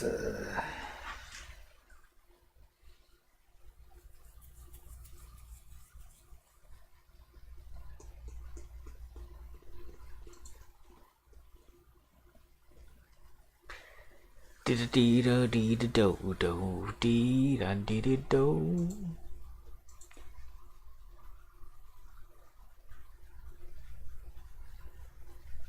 Scriaven.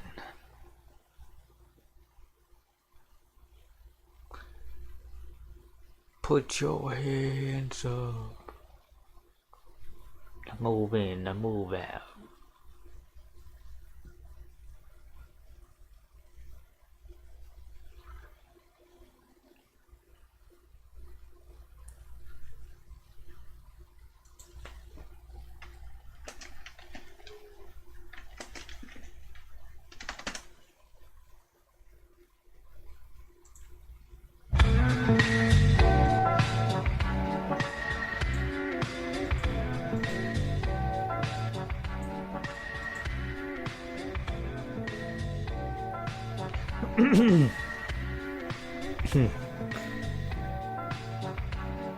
I'll have Matt look at it. I think he's coming over soon. I have a studio area in my basement where we jam and stream. We may even stream tomorrow. Hell yeah, man. I'll be on the lookout. Sounds like a real Kino time.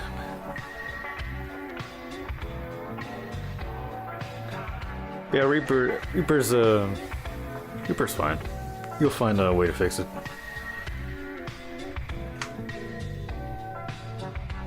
Maybe, yeah, I don't know.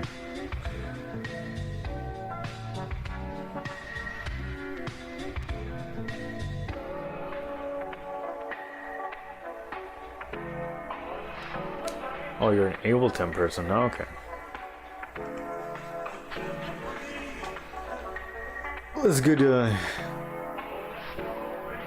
it's good you know how to operate it. At least I heard it's pretty complicated. Too much for my small brain.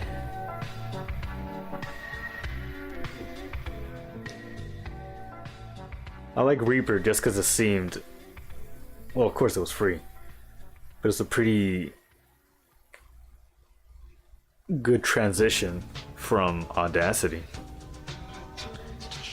I never tried any other audio software, though I have seen people use Logic and Ableton.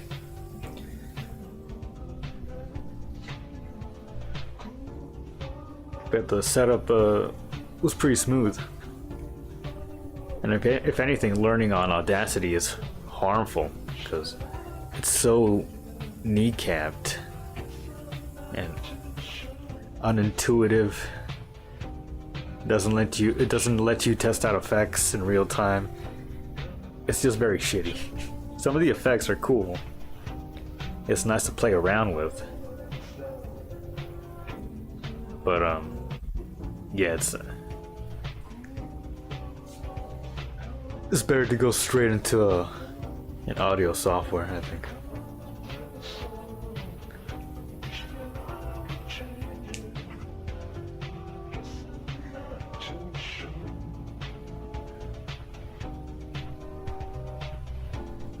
It's way less complicated than Reaper, really. Also, the VSTs and onboard effects are insane. That is true. I have heard about that.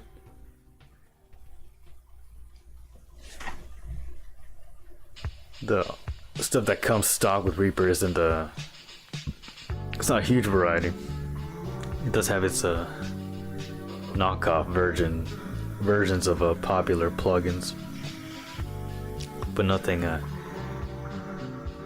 super cool. I tracked my first 2 albums on Audacity. Really nice. Yeah, me and my band did our demo on Audacity.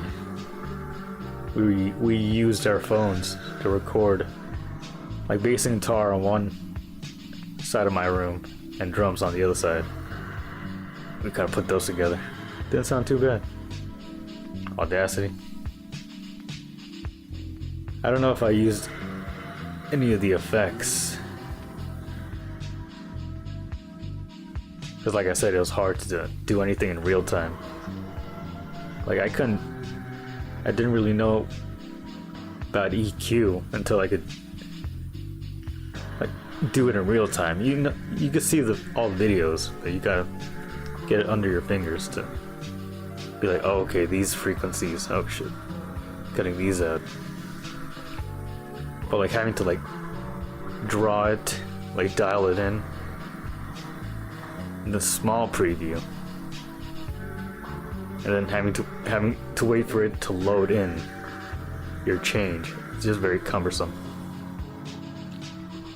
But yeah, I learned on Audacity like since I was in like freshman year. It is fun. And some of the instantaneous effects they could get are nice, you know, like pitching down, slowing down, getting it backwards, that kind of stuff.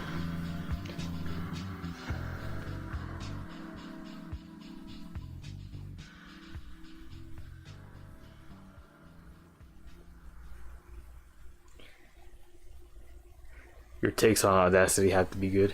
Yeah. It's just very cumbersome to work with, so you gotta. The less you do, the better. Oh yeah. Vaporpunk. All Audacity.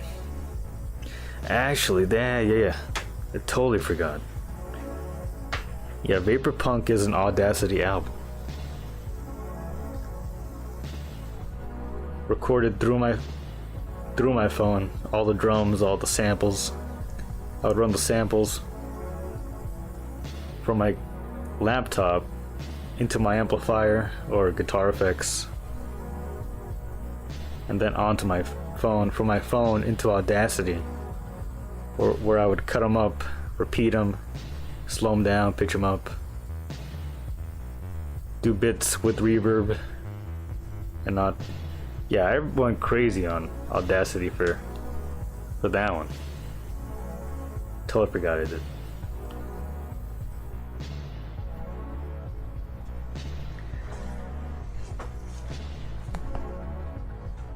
Like I had the time to do all this. Well, a fair amount of arranging, really was. Most of it did come out serendipitously. Like the first track I made was Autism, which I still used up until 2 years ago. But that was a couple samples I looped, and they just so happened to go together pretty well. I was like, oh shit, I gotta do more. And the rest of them weren't that good, but I do like the trimmed down version of those tracks, the EP version.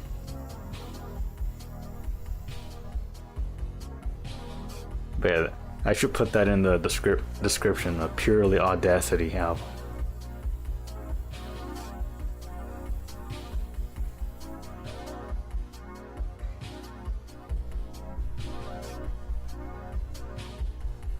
Oh yeah, my bad, Mr. Anthol. I was just caught up in the music talk.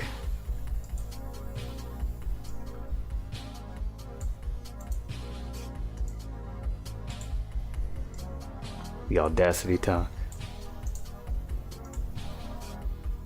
Now you have Sneedacity because there's a backdoor on Audacity, the latest one. I haven't updated mine in a long time. But yeah, watch out. Not like everything doesn't already have some kind of backdoor. 1945 How to survive a beheading.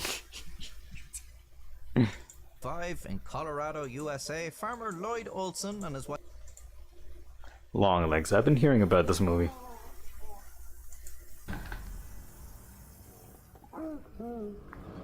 Is it about spiders?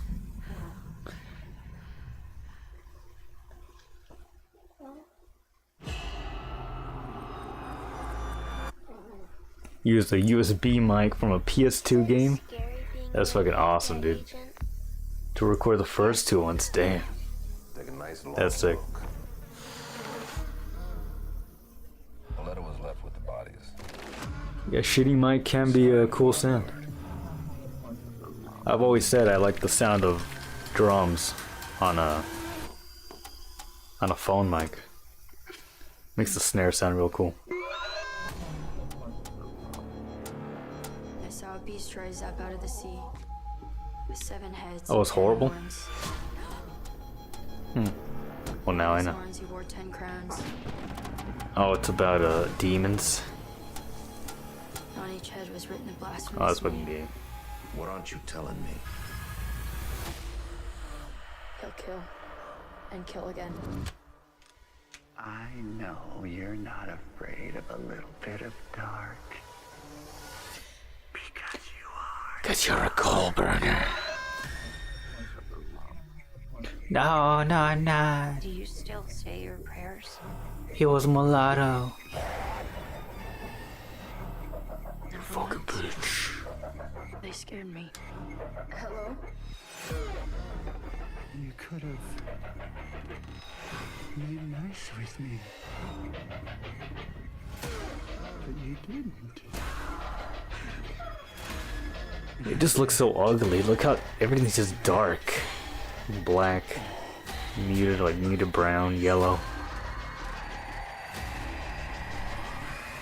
Like I feel my eyes straining just watching it. I'll be waiting.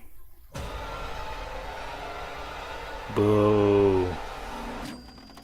That doesn't even look like a movie. Nicolas Cage? I did not see him in there.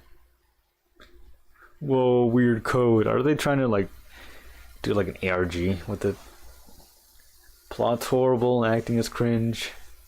Right around midway though, it just falls apart. Wow. Yeah, that just sound. It seems like nothing. 10 crowns. I feel like I watched nothing. Like this bitch left no impression on me. This woman walked in and we just filmed her.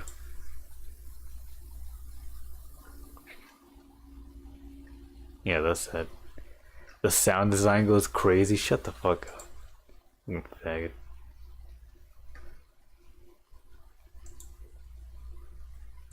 Wife Clara were preparing chickens for the market. Lloyd would behead them with an axe, and Clara would clean them up. 40 or 50 chickens got the axe that day, but How one to of them survive a got beheading. back up and was running around. The Olsons were not all that surprised, because this kind of thing is not an impossible occurrence. You see, after a beheading, the circuits Yeah, of the how's spinal Nicolas cord Cage still in it? have some residual oxygen and energy trailer is better than the resources, and movie, without trust input me, from the brain, whole the theater neurons kinda can groaned activate spontaneously and got as a hooked on result of this. some random movements Is that- with the legs kicking, and in rare cases Holy full-on shit. running.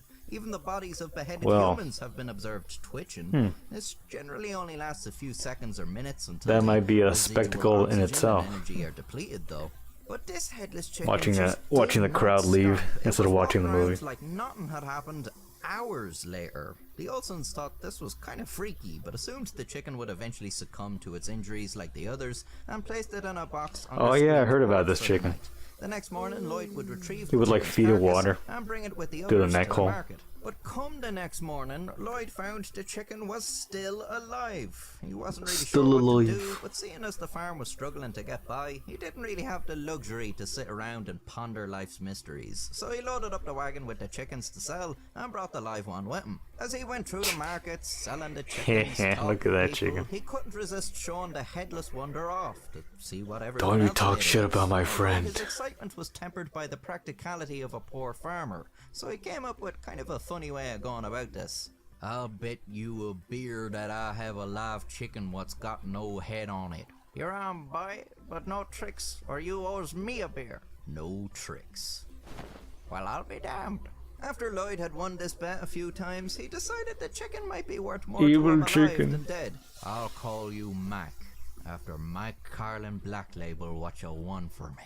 The headless chicken still attempted to peck for food, although it obviously didn't have much success. So Lloyd began feeding the bird himself, using an eyedropper to feed it a mixture of milk and water, and giving it small grains of corn and worms. He noticed Mike had trouble clearing mucus from his throat, so Lloyd did that for him with a syringe. After his stunts at the market, word had spread around town about Lloyd's miracle chicken, and he soon had a reporter at his door from the local newspaper. I like this interpretation of the story. The story had spread even further. I mean, 2 weeks later, a man showed up to the farm looking the for animation, a I chicken. guess. He had traveled The story's pretty much the same. Salt Lake City in Utah. He explained to the Olsons that he was a sideshow promoter and he wanted to take Mike the Headless Chicken on tour. The Olsons weren't really in a position to turn down an opportunity to make decent money, so they travelled to Salt Lake City, but their first stop wasn't a sideshow, it was the University of Utah. If the promoter was going to be Chickens paying are good money instant for a headless comedy. chicken, he wanted to make sure this wasn't something he could easily do himself. Scientists at the university studied Mike and discovered how he was still able to walk around and act like a chicken when it seems like he should be dead. You see, most of a chicken's Nick Cage is fucking horrible. He plays the killer Longlegs, which is not emphasized on or built on at all. We have no idea why he's called Longlegs. In fact, that Mike still had one So, ear attached. You don't even get to Also find out attached, about brain Longlegs. responsible for reflex actions. So even though Mike was There's missing no some higher long brain leg spiders in centers, it, he at still least. had central motor generators that enabled The him plot to is breathe abysmal. and digest Shit. food. Unlike That's a sad. chicken, if a human loses their head, no matter how high up the cut, almost all of that brain is gone with the head, so no, you couldn't recreate this with a human. Birds also have a secondary balance organ located in the pelvic region, so Mike could still walk despite the balance system in his brain being destroyed. Supposedly, the scientists tried to replicate Mike's condition by surgically removing a bunch of chickens' heads with cuts in the same location, but they all died shortly after. It's thought the reason for Mike's lasting survival was Lloyd had missed the jugular vein, and Mike just happened to have a blood clot that prevented him from bleeding to death. With Just an flipping him off. explanation and an assurance that this was a very rare occurrence, the sideshow promoter took the chicken and the Olsons around the US, where Mike the Headless Chicken was exhibited alongside other peculiarities. It was a divine As his fame chicken. grew, he was photographed for magazines and newspapers, and at the height of his popularity, he was making the Olsons $4,500 a month, which would be around $60,000 in today's money. The Olsons couldn't stay on tour forever though. They had to return to the farm to bring in the harvest. They used the money to modernise the farm, buying a hay baler and 2 tractors, replacing a horse and a mule. They must have been raging, lost their job because of a damn chicken. Lloyd even replaced his Fucking wagon chicken. with a Chevrolet And pickup. took her gerbs. Life was sweet, but it was not to last. In 1947, the Olsons took Mike to Phoenix, Arizona. Staying in a motel, they were awoken one night to the sound of Mike choking. Winslow, They went for the Arizona, syringe they such used a to clear fine his sight throat, to but see. realized they had left There's a it in girl, the man. sideshow. Ooh. They could do nothing but watch on as Mike choked to death. Man, No. this story is so fucked up. They returned to the farm headless chickenless and farmed for the rest of their lives. When asked where Mike was, Lloyd was apparently too embarrassed to admit he had let his golden goose die under his watch, and instead told people he had sold him to a sideshow. This led to rumours of Mike's continued survival for years afterwards. Lloyd must have been pretty devastated by the loss of the chicken, but easy come, easy go. Yeah, he never became filthy rich, but he had made enough to help the farm immensely and make his life easier, and he'd got to see parts That's of right. the country he otherwise probably never would have.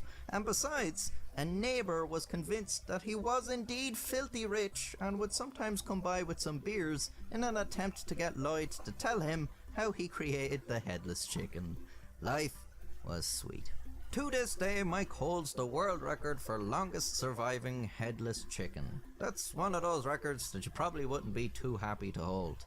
Well, you'd have to be a chicken for a start, but, well, anyways, if you liked the video, I have many more in a similar style for you to watch. You can subscribe to see more in the future, and you can follow me on Facebook, Instagram, and TikTok to see my videos over on those platforms too. Until next time, stay safe. One still was alive walking around. Now he told me that, on occasion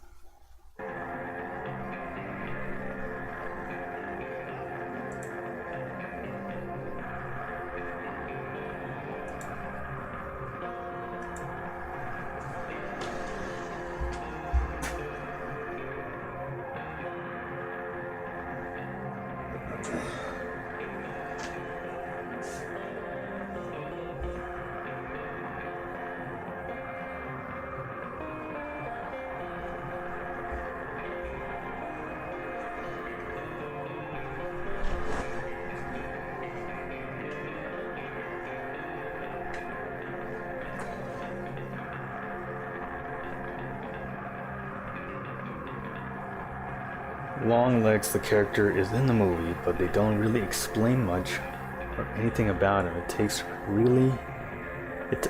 a really horrible supernatural cop-out midway to the last sentence of the movie. And the supernatural explanation to everything would be okay if we got. It would be okay if we got some sort of plot on Longlegs. It was weak. The movie was like a hot ice cream cone. You try to savor it, but it was just flopping everywhere on the floor. Boringly. Oh damn.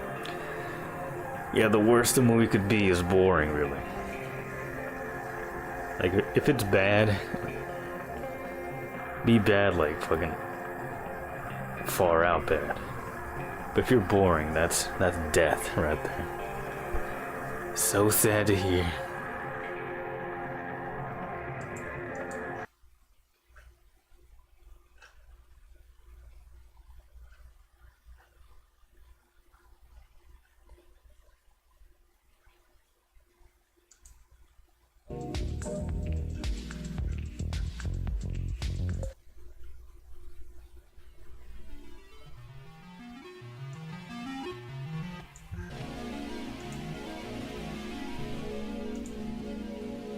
Alright, one more time. Here we go.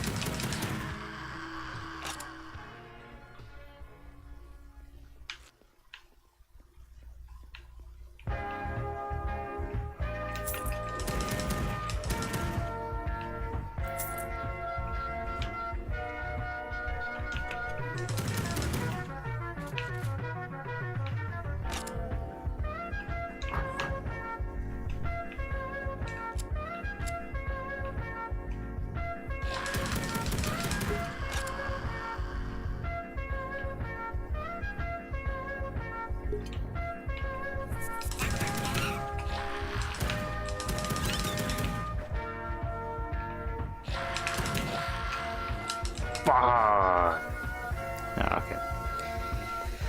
That's enough. This game is good though. I'm gonna continue playing this game in the future. Hopefully, Mr. Fishman can tune in. Yeah, that's a cool game right there.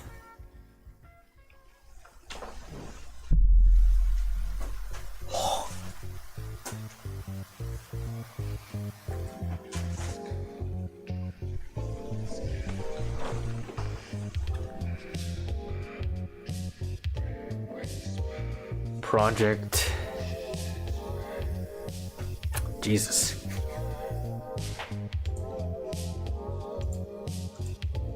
Project Metacore, I was gonna say. Project Warlock. Jeez.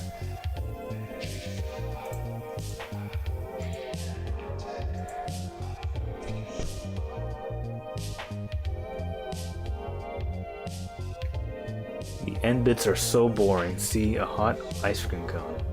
Starts to... Everyone was hyping up long legs and now it seems like it's garbage. Yeah. I just saw it pop up on Twitter. It was trending at one point. It's pretty high for it.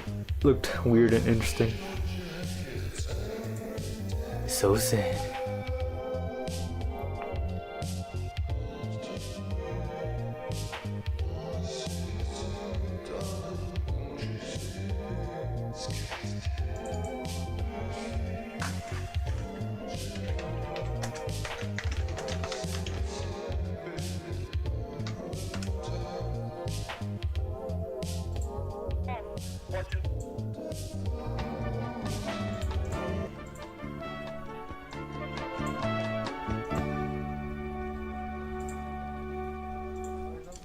Folks, we're glad you tuned in tonight to Poolside Chats with Neil Hamburger.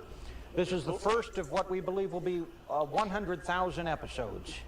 And so you will want to get a notebook and keep track of these episodes, preferably a large notebook, because there will be a lot to write about, just as there is a lot to talk about with tonight's guest. Will there be a test? There will be a test after every 5,000 episodes. So you can relax for now. Please do relax, because this is a relaxing sort of show. Tonight's guest will be a total surprise to most of you who can only see one side of the screen. But for those who can see the entire screen, the cat is out of the bag. Our guest tonight is the legendary King Buzzo from the legendary Melvins. Yeah. Woo! Nice. Thank you, Neil. Mr. Buzz, Mr. it is Hamburger. great to have you here. It's great to be here.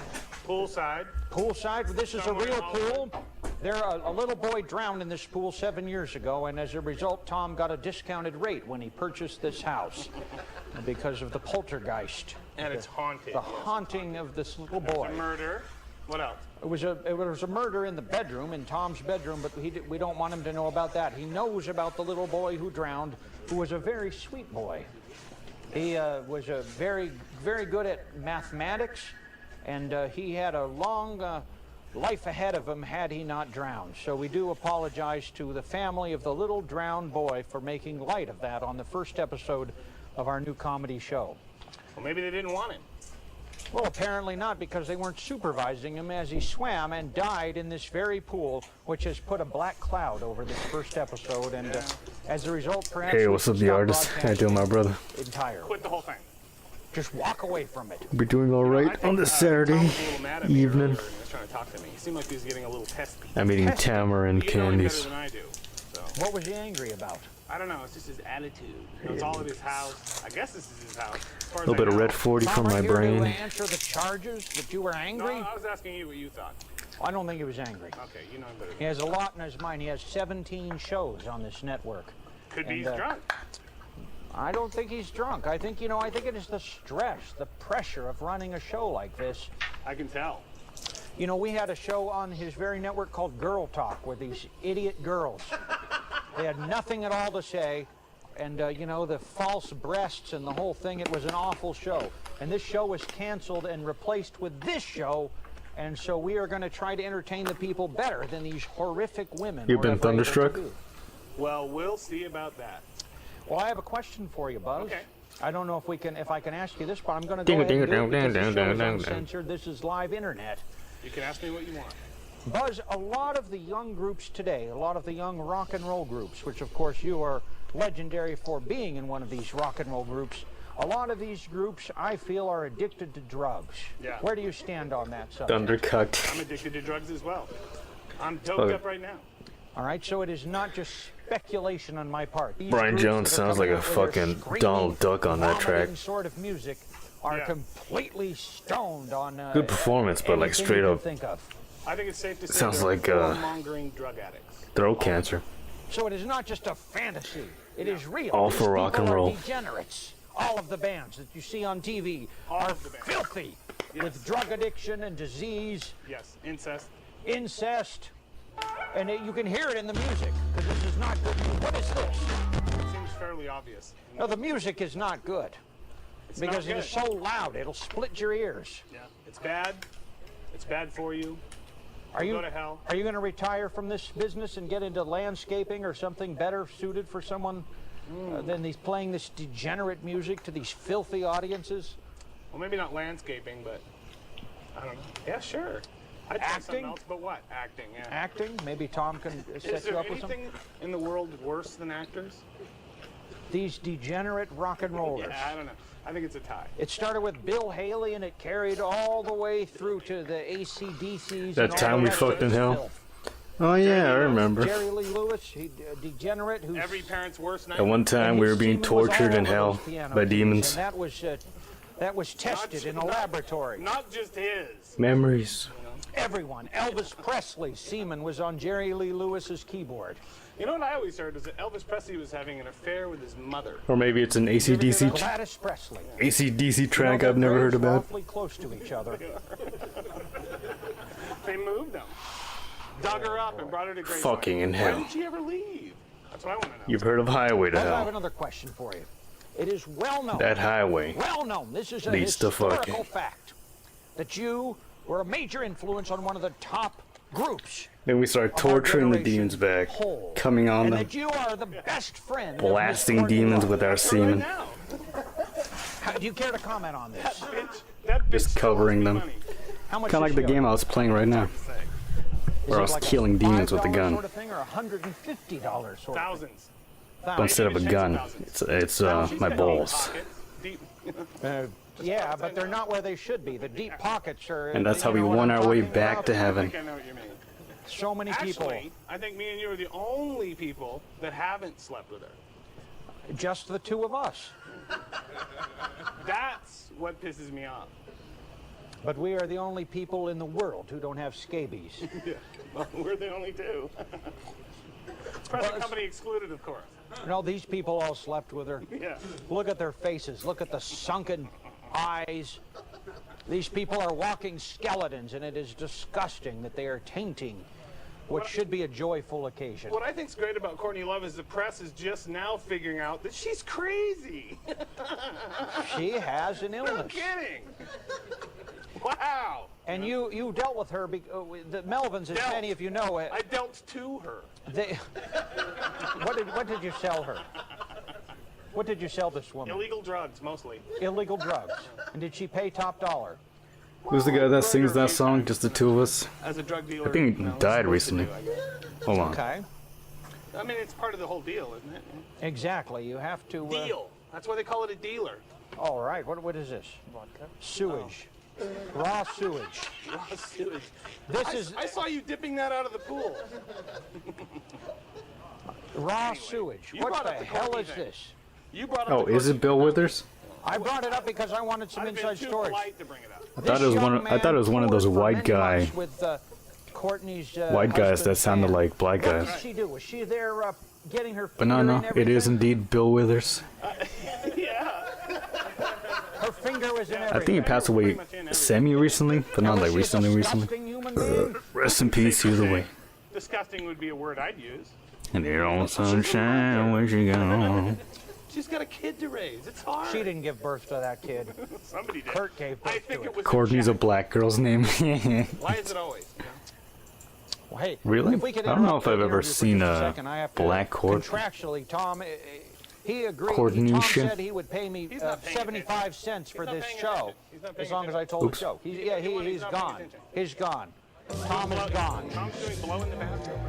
with Courtney Love, who is here tonight. Let's take some phone calls, huh? Maybe it's Courtney hacking into the phone system. Yeah, let's take some calls. Calls from Love fans. 66. Here we go. 323-845-99. I don't think I've ever heard of this this guy right here.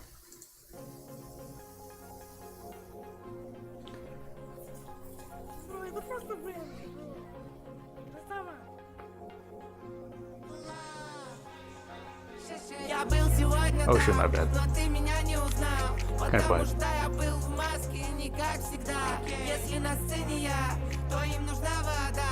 Лав решил раздать сегодня, и значит им пизда. Я всегда хотел быть первым, да, не одним из ста. Просто хотел перестать быть бедным, и я перестал. Думаешь, мне повезло?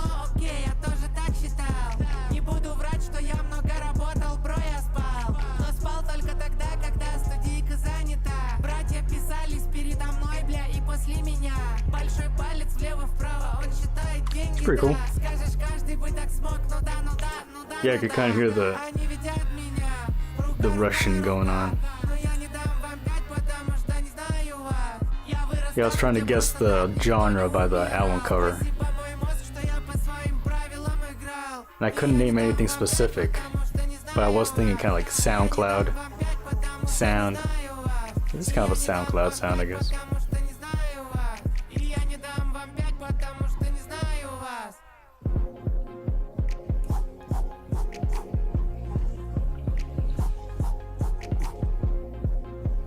Shout out to Russia. I don't know any Russians, but I'm sure you're alright. И я не дам вам пять, и я не дам вам пять, и я не дам вам пять, и я не дам вам пять, и я не дам вам пять. Несете про меня хуйню, я угораю с вас. Подумай над тем, кем ты стал, кем бы мог бы стать. Четверка за четверкой, одну могу промолчать. 13 million views, damn. From a year ago? Все, как я и сказал. Yeah, this guy's been doing good. Бабки вернулись ко мне, чтобы потратил опять. Не купил дорогих часов, а не Oh, is it like a meme song? что-то впадлу, блядь. Если на сцене я, то им нужна вода. Лав решил раздать сегодня, и значит им пизда. Я всегда хотел быть первым, да, не одним из ста. Просто хотел перестать быть бедным, и я перестал. Думаешь, мне повезло? Fuck yeah. На сцене я, то им нужна вода. Fuck yeah. Лав решил раздать сегодня, и значит им пизда. Я всегда хотел быть первым, да.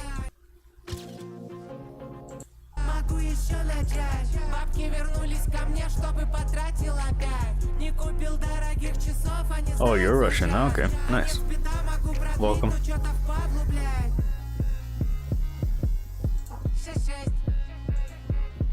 The first ever Snodian Russian.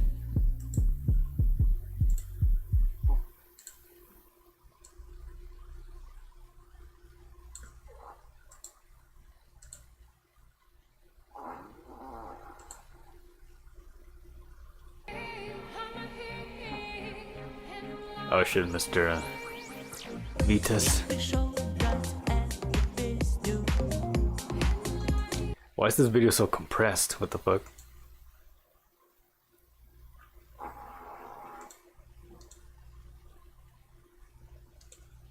I mean, it looks cool, but it's definitely not from 03.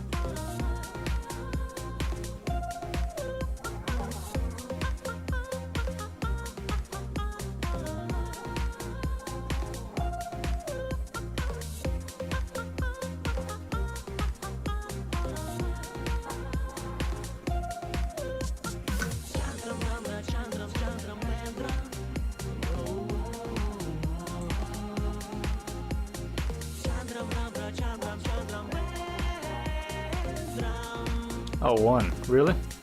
Hmm.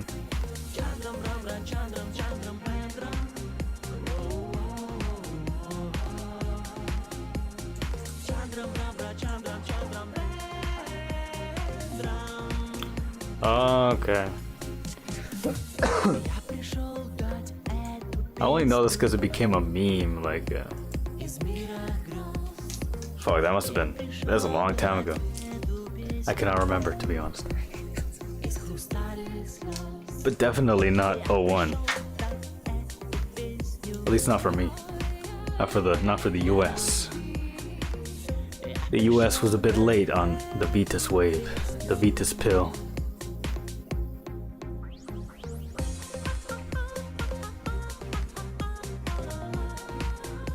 Sneeze, sneedly, snod. Mimitic bro, I am the one, the president of the US from Russia. Well, welcome, Mr. President. Hopefully, you can lower the taxes.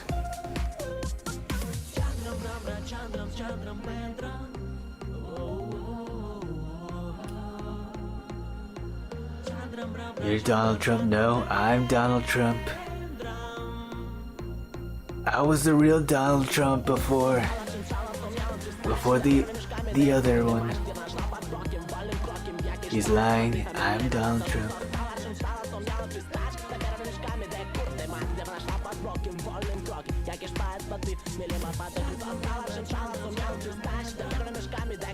No old people, no black people. We're gonna make black people super illegal. We're gonna make Indian people even more illegal.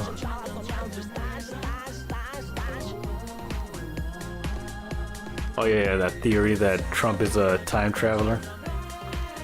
That was going around on X back in the day. And it came with this art piece.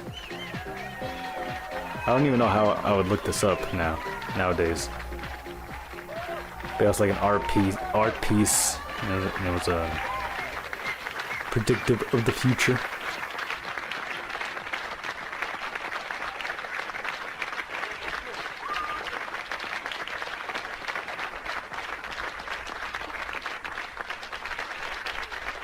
There was also that story,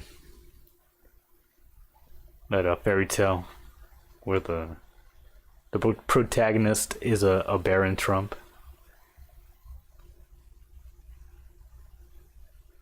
And the stories about I think Trump's father buying like secrets, like Nikola Tesla secrets. Yeah, Bluebeam, yeah.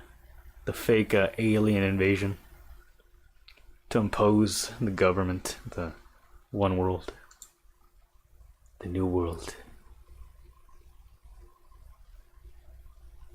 Yeah, I think I've heard of it.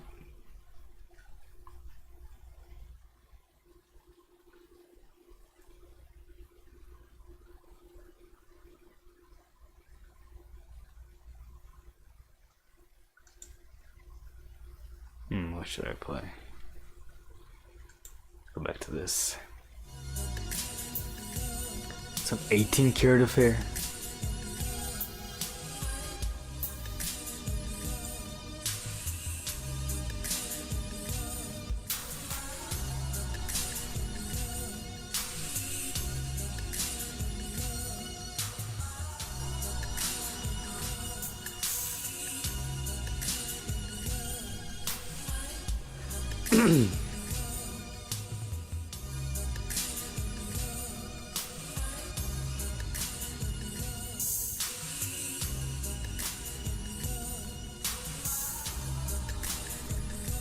The first track makes me think of when I was in Boston with my friend on Halloween in 14.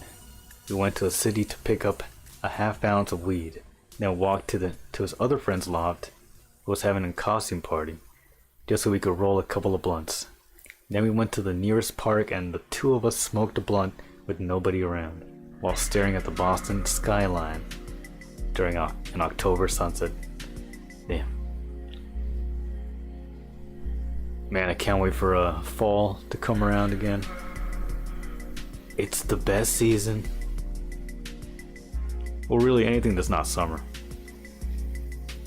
I mean, I could tolerate summer with a good AC. But it's not fall. And then there's other memories also connected to smoking a blunt. Alright, we get it. You smoke weed. Okay.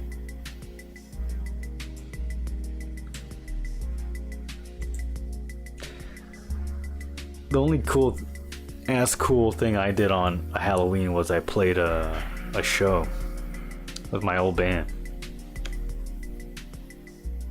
And actually, I'd gone to that same house party the year before because I was invited. And yeah, the next year we played, and it was cool.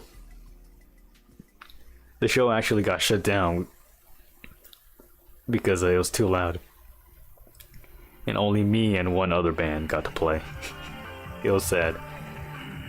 But it was cool.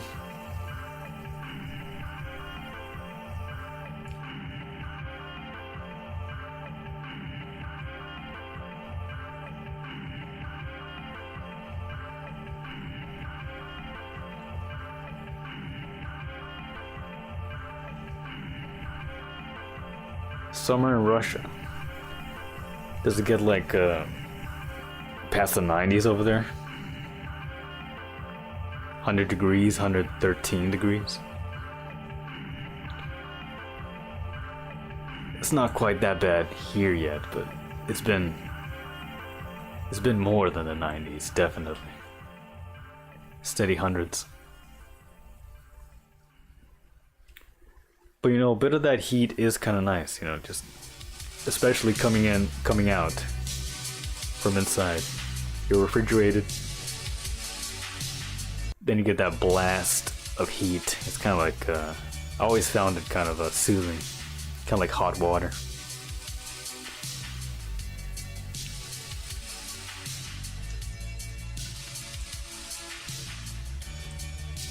But yeah, we were watching Mr. Buzz Osborne from the Melvins with Neil Hamburger. 976. We've got some calls for Mr. Buzz. You're on the air with the poolside. 119. What do you Holy have to fuck! say, asshole? Jesus. Yeah. What's your story? See? It's not. R.I.P. Russia. What? Well, there you go. Help! All right, let's take this call. Hello? Nothing. This is a disaster. All right, I'm going to ask some other questions. I have a pocket full of questions. I don't know how this works. Hey, Buzz, as long as we're talking here, We are talking. you for a while were on Atlantic Records. Yeah. How did it feel to be on the same label as Roberta Flack? Oh, here we go. It's Roberta now. You know how it works? No. You just hit that one. Mr. Tom Green, ladies and gentlemen, our special guest tonight on 32, Poolside huh? Chats. Hey, thanks. So far, so good, man. You got a drink? You got a drink? Yeah. Yeah, okay, so... Yeah, we can hear you. So we'll hang up on this guy. I'll show you again. Okay. Give us a call here, 323-845-9976. And it's line 1, so that'll blink. And then... See, Neil? All right. Line 1. Just hit it, and Hit then... And it'll be It's on, supposed and to then work? you can hit... That's what we tried, but it didn't work. People, 323, here we go. Let's see what happens. Hello? Poolside Chats with Neil Hamburger. Yeah. Hello, you're on the air. Really? Yes. No, not really. You're on the air. Go. Turn your computer down. You're confused. Your computer is up, and you're confused by the delay. Begin speaking now. Broadcasting. You begins. called? You Go. called? Yeah. No, it's not. Yeah, but I'm leaving. Say hello to Neil. You're on Poolside Chats. You just hang up on that guy. But that's how you do it. Is this Tom Green? No, We're waiting Tom for some Jones. real calls. He's doing the show too. Here we go. This is going to be the call we've been waiting for. Poolside Chats with Neil Hamburger. You're by the pool. That's the new catch line. Are you there? You're by the pool. Are you there? Hello. You're by the pool. You cocksucker. Somebody else call, huh? Not this sort of person. 323-845-9976 is the number. We're taking calls from all over the world. Here we go. Hello? Hello? Poolside chats. Hello? Hello? Yeah. You're on the air. All right. What do you have to say? You called. What's the story? What's King Buzzo doing? What am I doing? I'm on the can right now. Talking from the bathroom. All right. You doing blow? Yeah, I'm doing blow. He just vomited, too. Yeah, I did. I threw up in the shower. Sorry, Tom. What? Are you retarded? What do you have to say, man? We can get better calls than this. You went to the trouble of calling. 323-845-9970. Here we go. Here we go. Hello? Hello? Yeah. Hey, I know you were just in Tucson, right? Like a month ago? Yeah, possibly. What's your question? I was wondering if you're ever going to be in the Phoenix area. I was just in the Phoenix area 2 weeks ago, you loser. I was in Mesa, Arizona at the Hollywood Alley, and you weren't there, and that is why the show was an utter disaster, and I didn't make any money. So thanks a lot, asshole. Let's get some reasonable caller. These people, you know, they are the plague of any career. You know, King Buzzo and his group, the Melvins, is planning a tour. They're doing 76 cities, and we're going to test him by having him name every one of those 76 cities after we take this call. Poolside chats. Hey, Neil. Hey, who is it? This is Kristen. Kristen, I've never heard of you.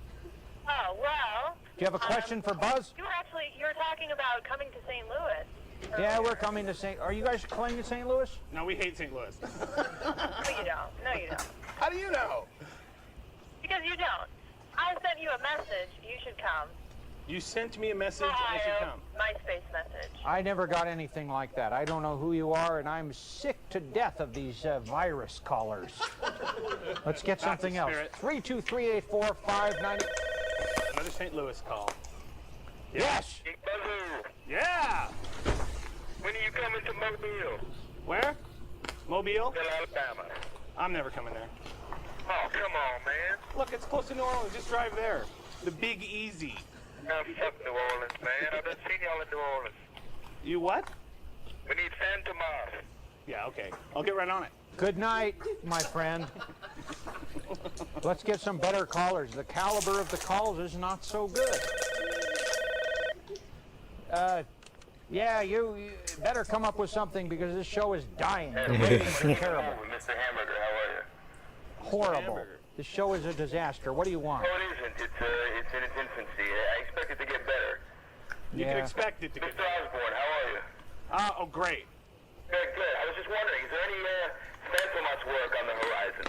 No, not at all. No, how come? Is Mike too busy with his peeping thing? Yeah, I think. Yeah, what's the deal? I mean, can we get any, like a director's cut too? Because that is like one of my favorite albums of the past 20 years, man. It's an excellent record. Thanks. Yeah, we'll get another one that sounds exactly like that one. Yeah, great. I would really appreciate that. One with maybe like 80s pop songs or something. Yeah, that'd be great. That's the way to go. Yeah, man. That'd be perfect. 80s pop songs. Yeah, is Mike Patton a homosexual? What was that? Is Mike Patton a homosexual? What do you think? I don't think so. I think it's clearly obvious. Yeah, I think you're right. How long, ask Tom how long Drew Barrymore's clitoris is. Okay, we don't have time for this sort of rubbish. Did you ever ask him that? No, I never did. I will ask him that. Maybe Tom, write that one down. Tom, I'm gonna write that down. Poolside chats, we hope you're not full of shit. No, Neil, Media TV cut you guys off so nobody's getting the stream. What? That's what they all say. How do you know? I'm serious. Go to TomGreen.com. Go to TomGreen.com, my friend. Yeah, I'm there, and Media TV got you. Get Tom. They put Johnny School Bus back on. Those motherfuckers. This always happens. Easy Mike, who has done so much for this world, and yet he is reduced to fighting it out with the assholes who have cut this show off from. Is this show, obviously the show's on because the people are calling. Let's see what happens at 323-845-9976. We're taking your calls all night long. All night. This show is a 24-hour show. You'll sit riveted. Yes. Hey, you're not on the thing anymore. We're not on, but you're obviously on something. School bus show is on. What? On media, but are we on TomGreen.com? Yeah, I'm on TomGreen.com and the school bus thing is on. Okay, well, we'll send you some money or something. Thank you. What's your address? Oh shit, nice. Where are you calling from? Where are you calling from? Apparently in Russia, you could tap that word in YouTube chat. Usually it's blocked. So Okay, sure. No good problem. on you for getting through with that one. It's not a hat, it's my hair, and it's not my real hair. It's not even Real my real Kino. head. Real based. Malcolm Jamal Warner, Lisa Bonet. Who?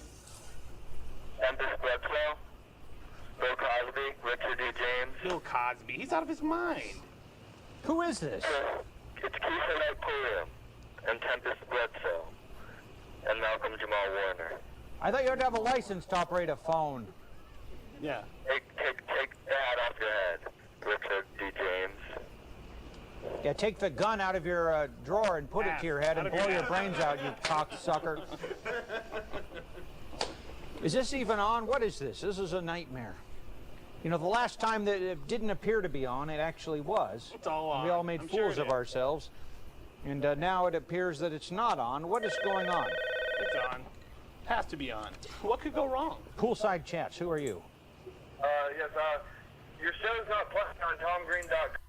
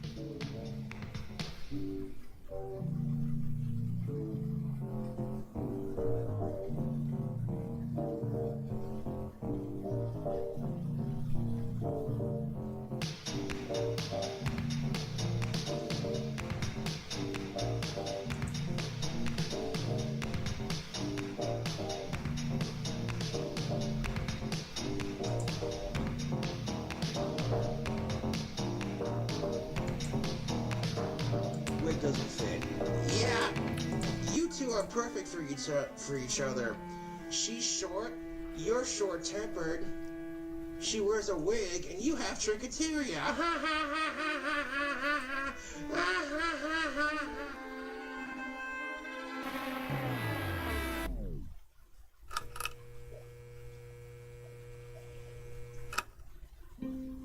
Joshua Fay Saunders was born on the 26th of March 1991 in Casper, Wyoming. Josh was born with underdeveloped lungs and was placed in an incubator to help him stay alive. His mother and father were both in their early 20s at the time that Josh came into the world, having got him married just a year before. His parents got divorced just a few years after he was born, and his father had to fight a long custody battle to get custody of Josh, which he won.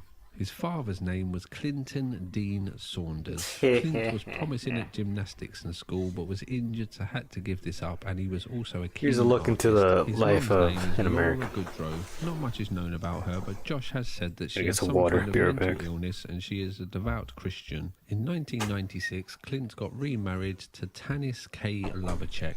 She became Josh's stepmom. She and Clint had a kid, and the family would move around, never settling too long in one place. Josh was an outcast at school, presumably due to his unique looks and odd behaviour. He was given a load of medication as a child, including Ritalin and antidepressant drugs, in an effort to help him conform to the rules of school, but none of this worked. Josh attended a class for special needs kids which helped him learn, but unfortunately this caused him to be bullied more. This wasn't helped when one day at gym class, Josh fantasized about Lindsay Lohan and got an erection, at which point the other kids mocked him. The bullying around this this time did ease off when Clint rode the school bus with Josh one day and talked to the other kids about Josh's disabilities. At 13, Josh began a paper route in order to save up and buy his first guitar, and at the age of 14 he was diagnosed with Asperger's syndrome. He didn't do too well at school, but loved Harry Potter books, which he claims is the main way that he learned to read. Having lost the genetic lottery and having an unsettled home life, Josh was on the fast track to nowhere. Rejected by the world, Josh began to create his own world, a place where he could indulge his oddities and be the powerful man the real world would mock. Josh's obsessions with cobras started with a video game called Buzzy the Knowledge Bug, in which he saw a cobra hissing. He then saw a Steve Irwin video called Spitting Cobras of the World, and the love was cemented when he visited a reptile gardens and saw the powerful creatures in the flesh. They were what Josh longed to be.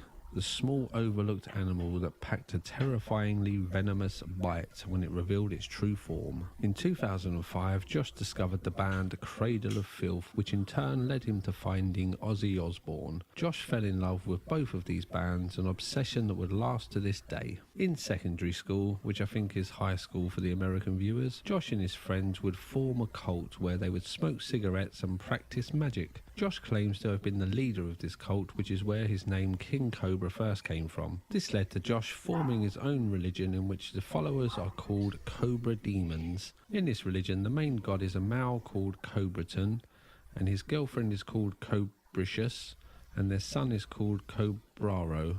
There was also a war with the Cobra Demons, who were all male, and the Cobra Angels, who were all female. The demons won with the help of King Cobra. This sounds like a parody, but it's true. I should at this point explain that Josh is a Satanist and follower of the occult, which is why in the biblical battle between angels and demons, the demons won. Josh created a symbol for this religion which some say resembles a penis, but Josh denies this. At the age of 18, Josh got this symbol tattooed on his forearm. Mind, body, spirit, and energy, belief, and then intertwines with each other and back into itself. Basically, that's the elements for the power and all that.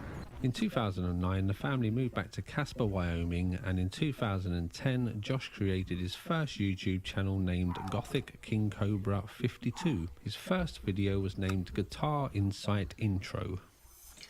Hello, this is Gothic King Cobra 52, which will be doing a series on YouTube called Guitar Insight, where I play my electric guitar and incite my opinions on some random topics. And as a precaution, if you're easily offended by coarse language or intellectual smartass cheeky comments, I would recommend you watch it. If you're offended by a dark sense of humor, I would recommend you watch it. His early videos were mainly him doing vocal covers of his favourite bands, playing guitar and talking about gothic stuff. Josh at this stage was a young man full of dreams, wide-eyed, hopped up on energy drinks, open and seemed to enjoy talking to the viewers of his videos. An edgy goth kid who hated to conform to the roles that society had laid out for him, so he turned to the gothic subculture and conformed to the rules that they laid out for him. Some things never change. Oh, I should probably point out that his favourite colours are green and black. Yes, I'm aware that black isn't a colour, you smart ass. If you keep your eyes open, you'll notice these colours throughout the whole video. 2011 was a big year for Josh. In 2011, he had a fist fight with his father at Christmas. In 2011, Josh unveiled his plans to become a famous musician so that he could build his dream house, which he had already drawn up plans for. Also in 2011, Josh had his first hit video called F*** the Mainstream. This was when people first started to pay attention to Josh's channel. He also showed off his plans for his dream house again. It's a pretty common theme. He really wants that house. This is what the front's gonna look like.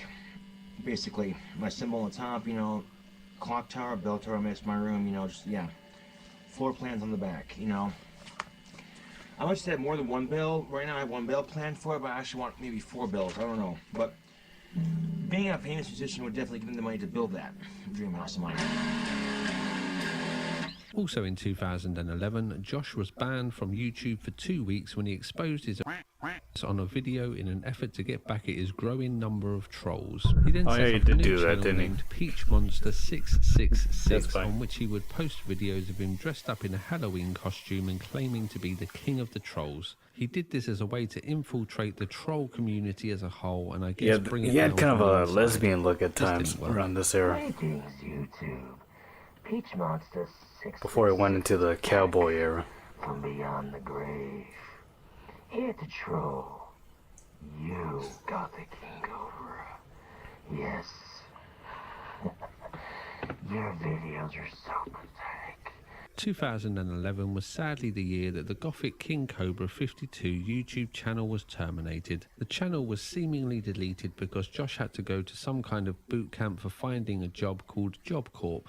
Honestly, it's a little hard for me to tell the reason why this channel was deleted, but the timing coincides, so I guess this is the reason. Job Corp was set to last a year and he didn't have the internet at this new place, so seems like a good reason to delete a channel. Whatever the reason, this was the end of an era, but the beginning of a new lease of life for Josh. But before we continue with the story, let's get to know Josh a little better.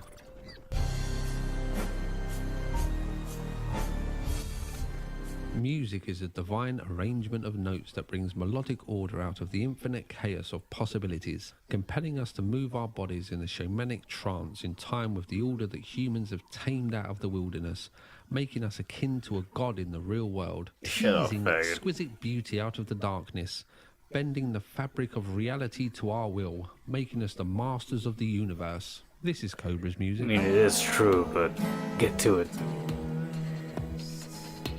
Not your little boy anymore. I've done a lot of growing up. I've got a lot of anger. Don't hate when I do that. Go for guns and Honestly, I like weird experimental music, so I don't hate it, but I can see why it's not most people's cup of animal semen. I mean, I don't listen to it, I just don't hate it. In his younger days, Josh had hopes to be a rich and famous musician. Spoiler alert, this didn't happen. Music is a bit of a mixed bag for Josh. Sometimes he writes songs for shock value, and sometimes he channels true feelings into his songs, like this song about his mother. I've done so sick of you. Where have you been when I said my knees? Where were you? Darkened days.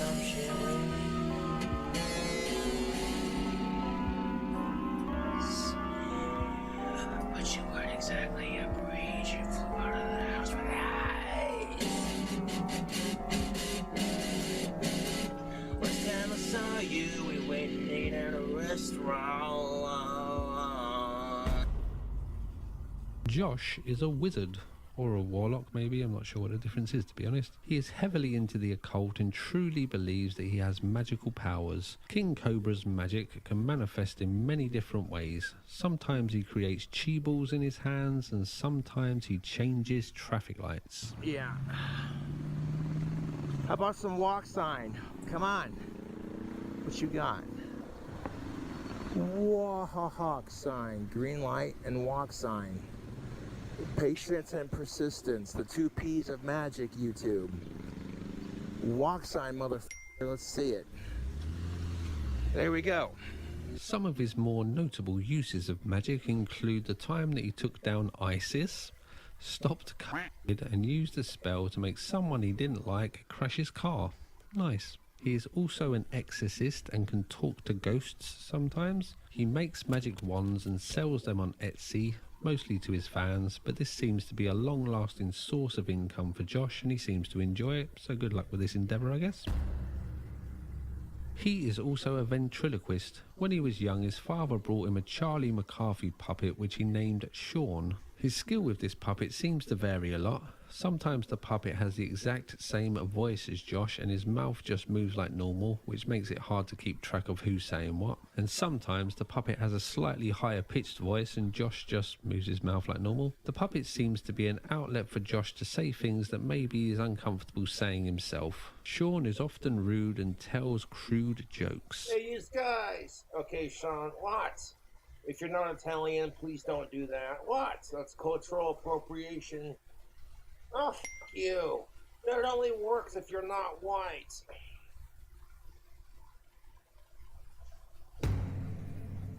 King Cobra is pretty well known for his unorthodox cooking. He even used to have a dedicated cooking channel called Pink Cooking Sam. with Cobra, but sadly this was deleted. Josh seems heavily inspired by channels such as Epic From that Mealtime, one Max Sam Slowly, Hyde and clip. Badlands Chugs. Unnecessary bacon use and grease are the standout ingredients for his unhealthy concoctions, but his real trademark is the use of Mountain Dew and energy drinks, plus the odd combinations he cooks up. What's up, YouTube? We are doing some hard-boiled eggs. Now, yes, I did use Mountain Dew. I would just dump these in here, but I don't want the grease to splatter, so... Your next step is just...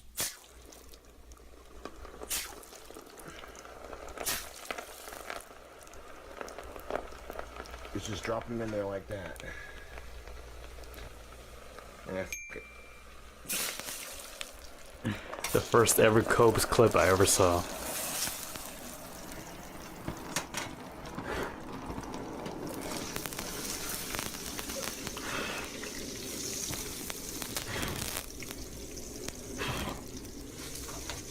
God damn it.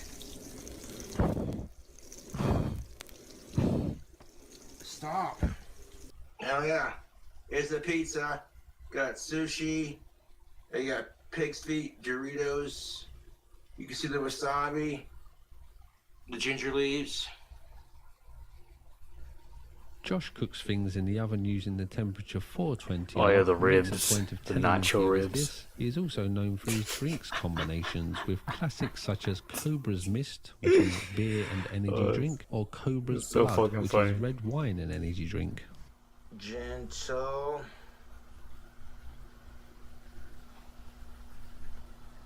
Let that carbonation die down.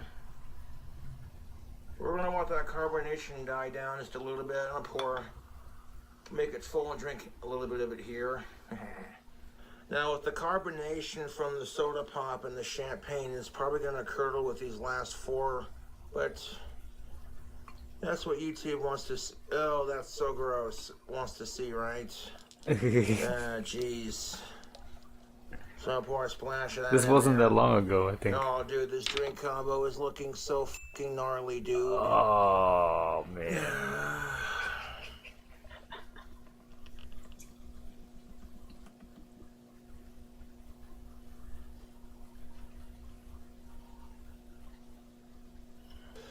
Yeah, man, I got this hot jerky stick right here. It's a classic Hunter's sausage. Well, that's a good jerky stick. Sausage, whatever.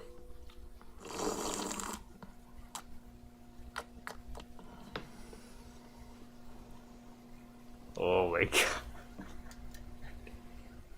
There it is, sitting right there. I'm just below the surface there.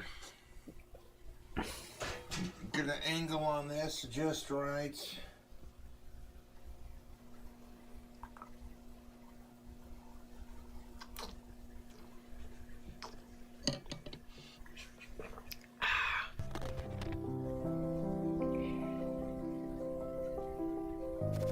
An important part of the King Cobra JFS story is the oddball collection of friends that he has had over the years. They play an important role in the King Cobra story, which I thought might get a little confusing if we don't meet some of the players in the game. Many people have come and gone over the years, so I won't cover them all, but let's meet some of the more interesting ones.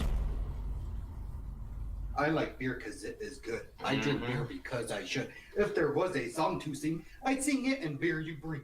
They say beer would make me dumb. It are go good with pizza.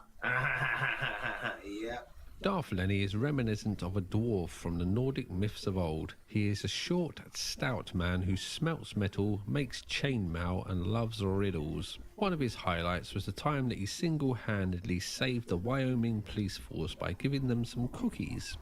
What is up, YouTube? It's Boy Darth Lenny here, back at you with another video. Today, well, let's just say I bought some Girl Scout cookies and had a couple left over. So, here is where we are. So, we are given these extra 158 boxes to Casper PD. Thank you, Michael. Thank you very much. What the fuck? Thank you very much. Appreciate it. And thank you guys for your service. Thank you. Darth Lenny is the most wholesome person in the Cobraverse and genuinely seems like a good guy. He is probably Josh's only true friend and seems to have Josh's best interests at heart. Some other little tidbits about Darth Lenny are that he claims he will not have sex unless it is to make a baby, and he feels indebted to Josh as Cobra once stopped him from taking his own life. Oh, nice. Warlord's real name is Alex Campbell, and he is, for me at least, one of the more annoying people in Cobra's life. He is a bisexual star. I use the term star loosely. Warlord seems to use Josh for free stuff and doesn't come across, to me at least, as a very good friend. And he Meth talks a lot. Cobes. One of his highlights was when him and Cobra had a drunken fight. My favourite Warlord storyline has to be when he became Josh's wand-making apprentice for a week. Cobra became a little bit of a tyrant when he was given his power over Warlord. Like, he would make him call him master, he would make Warlord follow him around carrying a big bag of sticks, and when poor Alex was given the opportunity to finally make a wand of his very own, Josh just snapped it in front of him, saying that it was too weak. Cobra then pretended to try and snap his own magic wand, but couldn't because Josh makes them too strong. I made Warlord Campbell my apprentice on wand making, and he's learning the finer arts of it, yeah. Based off of this, there, Master. Those are definitely very smooth, but there's a quality check. See what I'm saying? Yeah. I could put all of my strength into it. Holy shite. What a fucking dick. Hanging out with homeboy Scotty. Here's the thing, Subway does... Dude, I'm gonna have to address this. I've tried, Tina. Please stop. Please stop. I have tried to see you. I've tried. You're making me out to look like the bad guy, like always. That's cool. I'm f***ing sick of it. Please stop. Hey, Tina, if you and Scott... Don't drag you and Scott's bullshit onto my Facebook, please, and thank you. Okay, Tina. You could say I haven't been, but I have messages on my phone saying otherwise. But Oh my god. Tina, if you come to say hi to me, that's cool, but I'm not gonna have you fighting with Scott on my fucking Facebook. I'm just not doing this, alright? I'm trying to do a fucking food review for YouTube. I'm sorry, Tina, but damn it. I told you to ignore it, Scott. And people have to bring drama onto my Facebook. I'm tired of it. Stop, Tina, just fucking stop, please. You and Scott can talk about this on your own fucking time. Please stop fucking bringing drama into my fucking Facebook. I'm tired of it. Hey Scott, I have your daughter. You want to see her? Oh my. Yeah. Right here. It's time to be responsible. Oh my god, Tina, stop. Can you please stop? And no one fucking I know you do, and believe me, if Scotty could get a job, he would, but he's legally blind, so nobody will fucking hire him. That doesn't. He helps provide for his Oh my fucking god. He helps provide for his own child. Single life! I love single life Facebook! Homeboy Scotty's real name is William Hackman, and he is the best known of Cobra's friends, having played an important part in some of the storylines we will look at later. Scotty first appeared in the Cobraverse in 2015, making claims that a planet had been found covered in space cannabis. Scotty was once arrested and convicted of hitting a man with a sword in Josh's apartment. Scotty accused the man of stealing one of Cobra's tobacco pipes, and things escalated, with Scotty first cutting the arms of Cobra's armchair, then cutting his own arms, then cutting the victim's arms. Not a big fan of arms is our boy Scotty. He apparently cut his own arms in an attempt to claim self-defense, but this didn't work. I'm not too sure what sentence he got for this, but he did say he was on probation in 2016 while doing a freestyle rap with Cobra. Yeah, I'm on probation. I did slap somebody, but I didn't even mean to, but it happened so funny. Don't listen, because it's my mind's all blitzed and I don't understand, because it's all up and missing like I just did. Don't give a shit what you say. You might say I'm weird and stupid, okay, but I don't give a fuck. Like, I really care. You're not even there. Who really cares? Because all your words are is just that. So shut the fuck up and grab a seat and sit down and relax. Look at these thugs on YouTube saying my homeboy Scotty's doing drugs. Motherfucker, he's on probation trying to stay clean so he can pass his piss test and not make a scene, get off early, maybe hit their I don't even know. I lost track of it. Scotty is best known in the Cobraverse for saying that he was going to set Josh up with a musical goth chick with Asperger's. Josh was very excited by this, but every time they scheduled a time to meet, her dog would get run over or some kind of weird thing would happen, meaning that they couldn't meet. This happened with 3 different musical goth chicks with Asperger's that Scotty had set Josh up with. Casper obviously has a lot of them. This led to Cobra's fans accusing Scotty of being a liar. The pair drifted apart and Scotty wasn't really seen in the Cobraverse much, with his last real appearance being in 2020 with this phone call. You shouldn't have to deal with that, Scott, but dude, ending it's not gonna solve anything, man. Being alive isn't gonna solve anything either. My voice isn't enough. I'm trying. All we can do is try, Scott. But what happens when trying doesn't work? So try harder. You try harder, you keep trying until you make it happen. What happens when you try to 100%, 120% of your maximum capability, and it's still not I'm the new Cobra. So you Prince keep trying Cobra. until you make it happen, you just don't quit. man. J-Fist. Thanks for being my friend, Scott. I'm here to take the mantle. Layers. Oh wait, I thought that was Cobra. Yeah. You get the close up on the pizza there. Yeah. Princess. Stuffed crust, Hey, we have the cheese. same hair. Oh yeah. I just have a better hairline. It's a rockin' good time. Real name Steve Taylor. He is one of the more odd friends Oh, look in at the this guy. Cobraverse. There are many rumours about Steve that I won't go into as I couldn't really find any proof for these, but the things that we do know are he is a furry, his wife Oh my always God. looks like she's being held hostage, and Steve Degenerate. gave homeboy Scotty a computer once but forgot to wipe the hard drive. When they looked on the computer they found a video of Steve having sex with an inflatable goat. Oh, What a little man. treat for them. To me personally, Steve comes off as a creepy guy that won't let babysit my kids, and also a bit of a simpleton who's I not like quite pizza, right not yet. sure about furries though. I had to get out of the apartment. I believe it. Oh, thank you. You know how it is. Yeah. You can only look at walls for so long. Mm-hmm. They start talking to you. Mountain Dew and Bud Light Platinum. And you start answering them. Downhill Dave is a bit player really, who I'm only including as he has an interesting past. When he was younger, he was arrested for shooting someone. He shot someone at a campsite while wearing a welder's hat and had a stuffed squirrel around his neck. I'm unsure of the sentence he got for this, but the guy didn't die and he's out on the streets now. Tiny Caesars. He's the one gonna help me make Tiny videos, Nero. or certain videos. Check out his channel, Warlord771. He's got a couple cool videos. Shut up!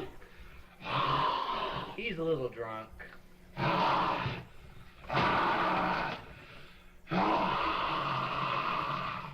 Cobra has let a few people stay at his apartment over the years, most notably homegirl Amy, who Josh kicked out when his landlord fined him $500 because Amy had a cat. Plus Cobra called her a freeloader. Then we have Couch Chris, who outstayed his welcome. Chris would sit on the couch playing games, not helping Josh with any housework, and correct everything that Josh said. Meat, my vegetable, and the peanut butter itself has lots of protein in it. So that was a pretty good meal, and a lot healthier than, yeah, because tomato, the banana pepper, the hamburgers, just raw meats, you know. The bread's got the wheat, the yogurt's got a bit of protein in it, and the bread's, you know, vegetable. So this had a little bit of everything in it, minus the fish, which would be in the dairy, actually. So yeah, so this pretty much the fish goes in protein. It's meat. Fish is a dairy. Chris, do you have to correct me every video I make? Why the would you think that fish is a dairy product? Does it come out of a cow? It contains protein like milk. Milk's a dairy product. Milk, cheese, all that is dairy. Peanuts go into proteins, which are meat. Maybe it was a slip of the tongue. It happened. What? Okay. Oh, both of these stop guys are retarded. correcting me every video. I'm getting sick and tired of it.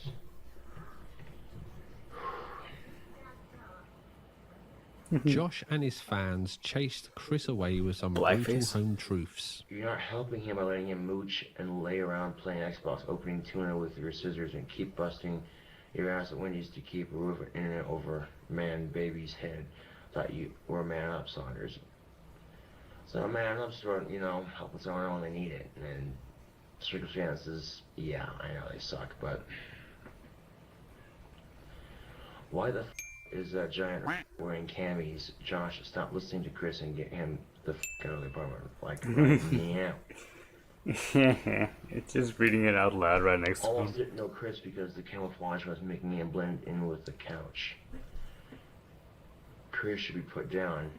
Chris has a terminal case of dumb titus. Symptoms include being a lazy piece of shit, mooching off your friends while not contributing anything, avoiding work like the plague. Brutal.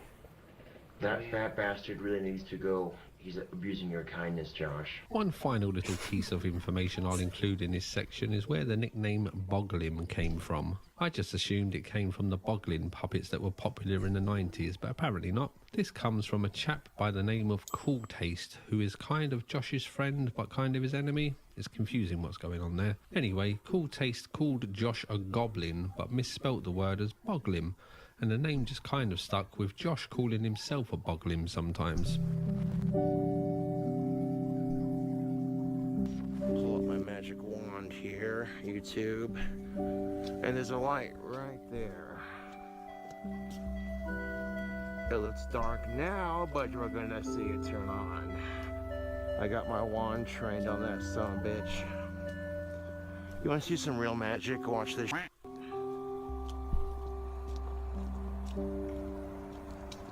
So, back to our story.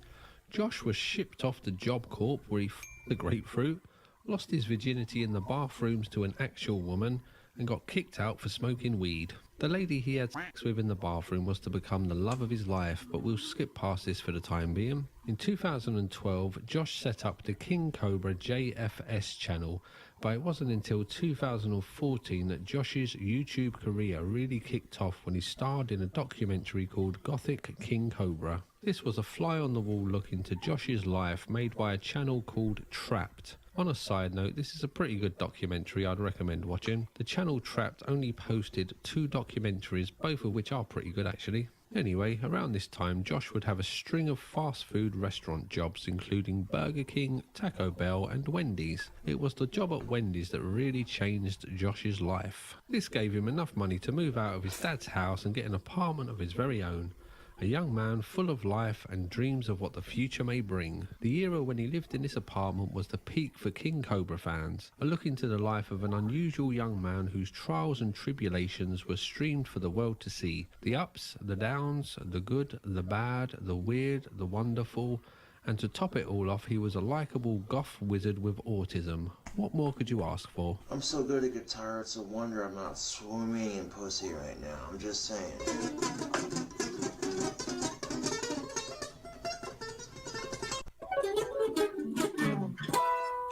Just for that $2 donation, I guess. There.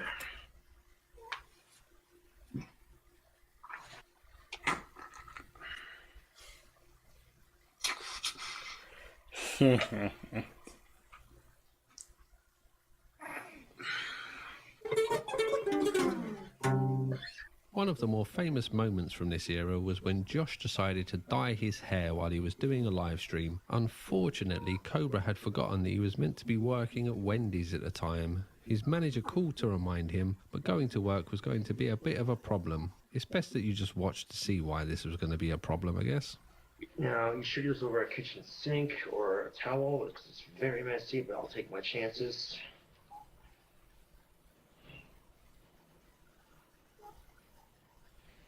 So a lot cheaper and a lot better for your hair than doing it in a salon, I guarantee you that. But truth be told, I don't have to get in the shower and get completely naked. I can just rinse my hair out underneath the shower head, so. Oh yeah, I got it all over my head.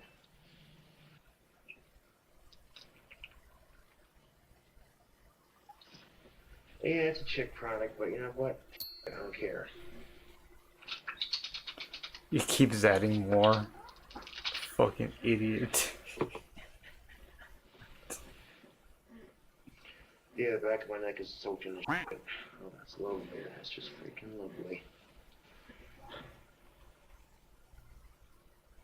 Yeah, I'm just making an ass of myself now. For your YouTube entertainment, no less. God damn it. This is why you want to put a towel on before you do this shit, people. That's the back of my hair. And you can take time to do your eyebrows too if you want. I've seen this before, of course, but it's so good. Do my mustache too. Oh yeah. Why so serious?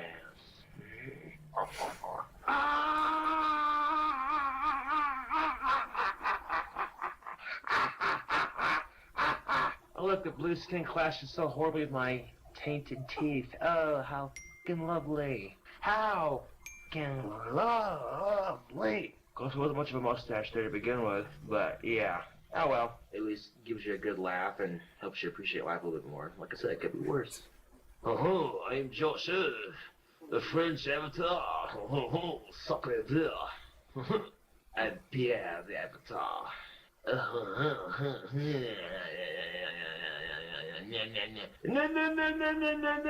Really annoying orange, really, Josh, really. He's going insane. Apple, what? Knife. I look so fucking stupid right now. Oh my fucking god. Oh man. Oh, I look horrible. This event didn't lead to Cobra being fired, but he did get reduced hours at Wendy's. Around this time, Josh would hang out with his friends, drink, party, play music, make wands, cast spells, pine after his dream house with a clock tower, and promote tactical soap. Yep, that's a thing. I'm unclear if they sponsor Cobra, but this would be an odd business decision for a soap Alright, gonna company, wrap it as up Josh here. is not best known for his hygiene.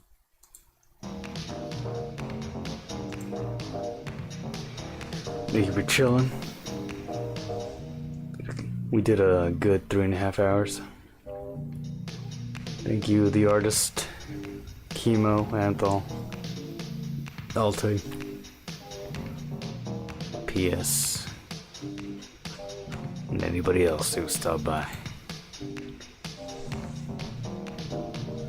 I'll see you guys another day. Peace.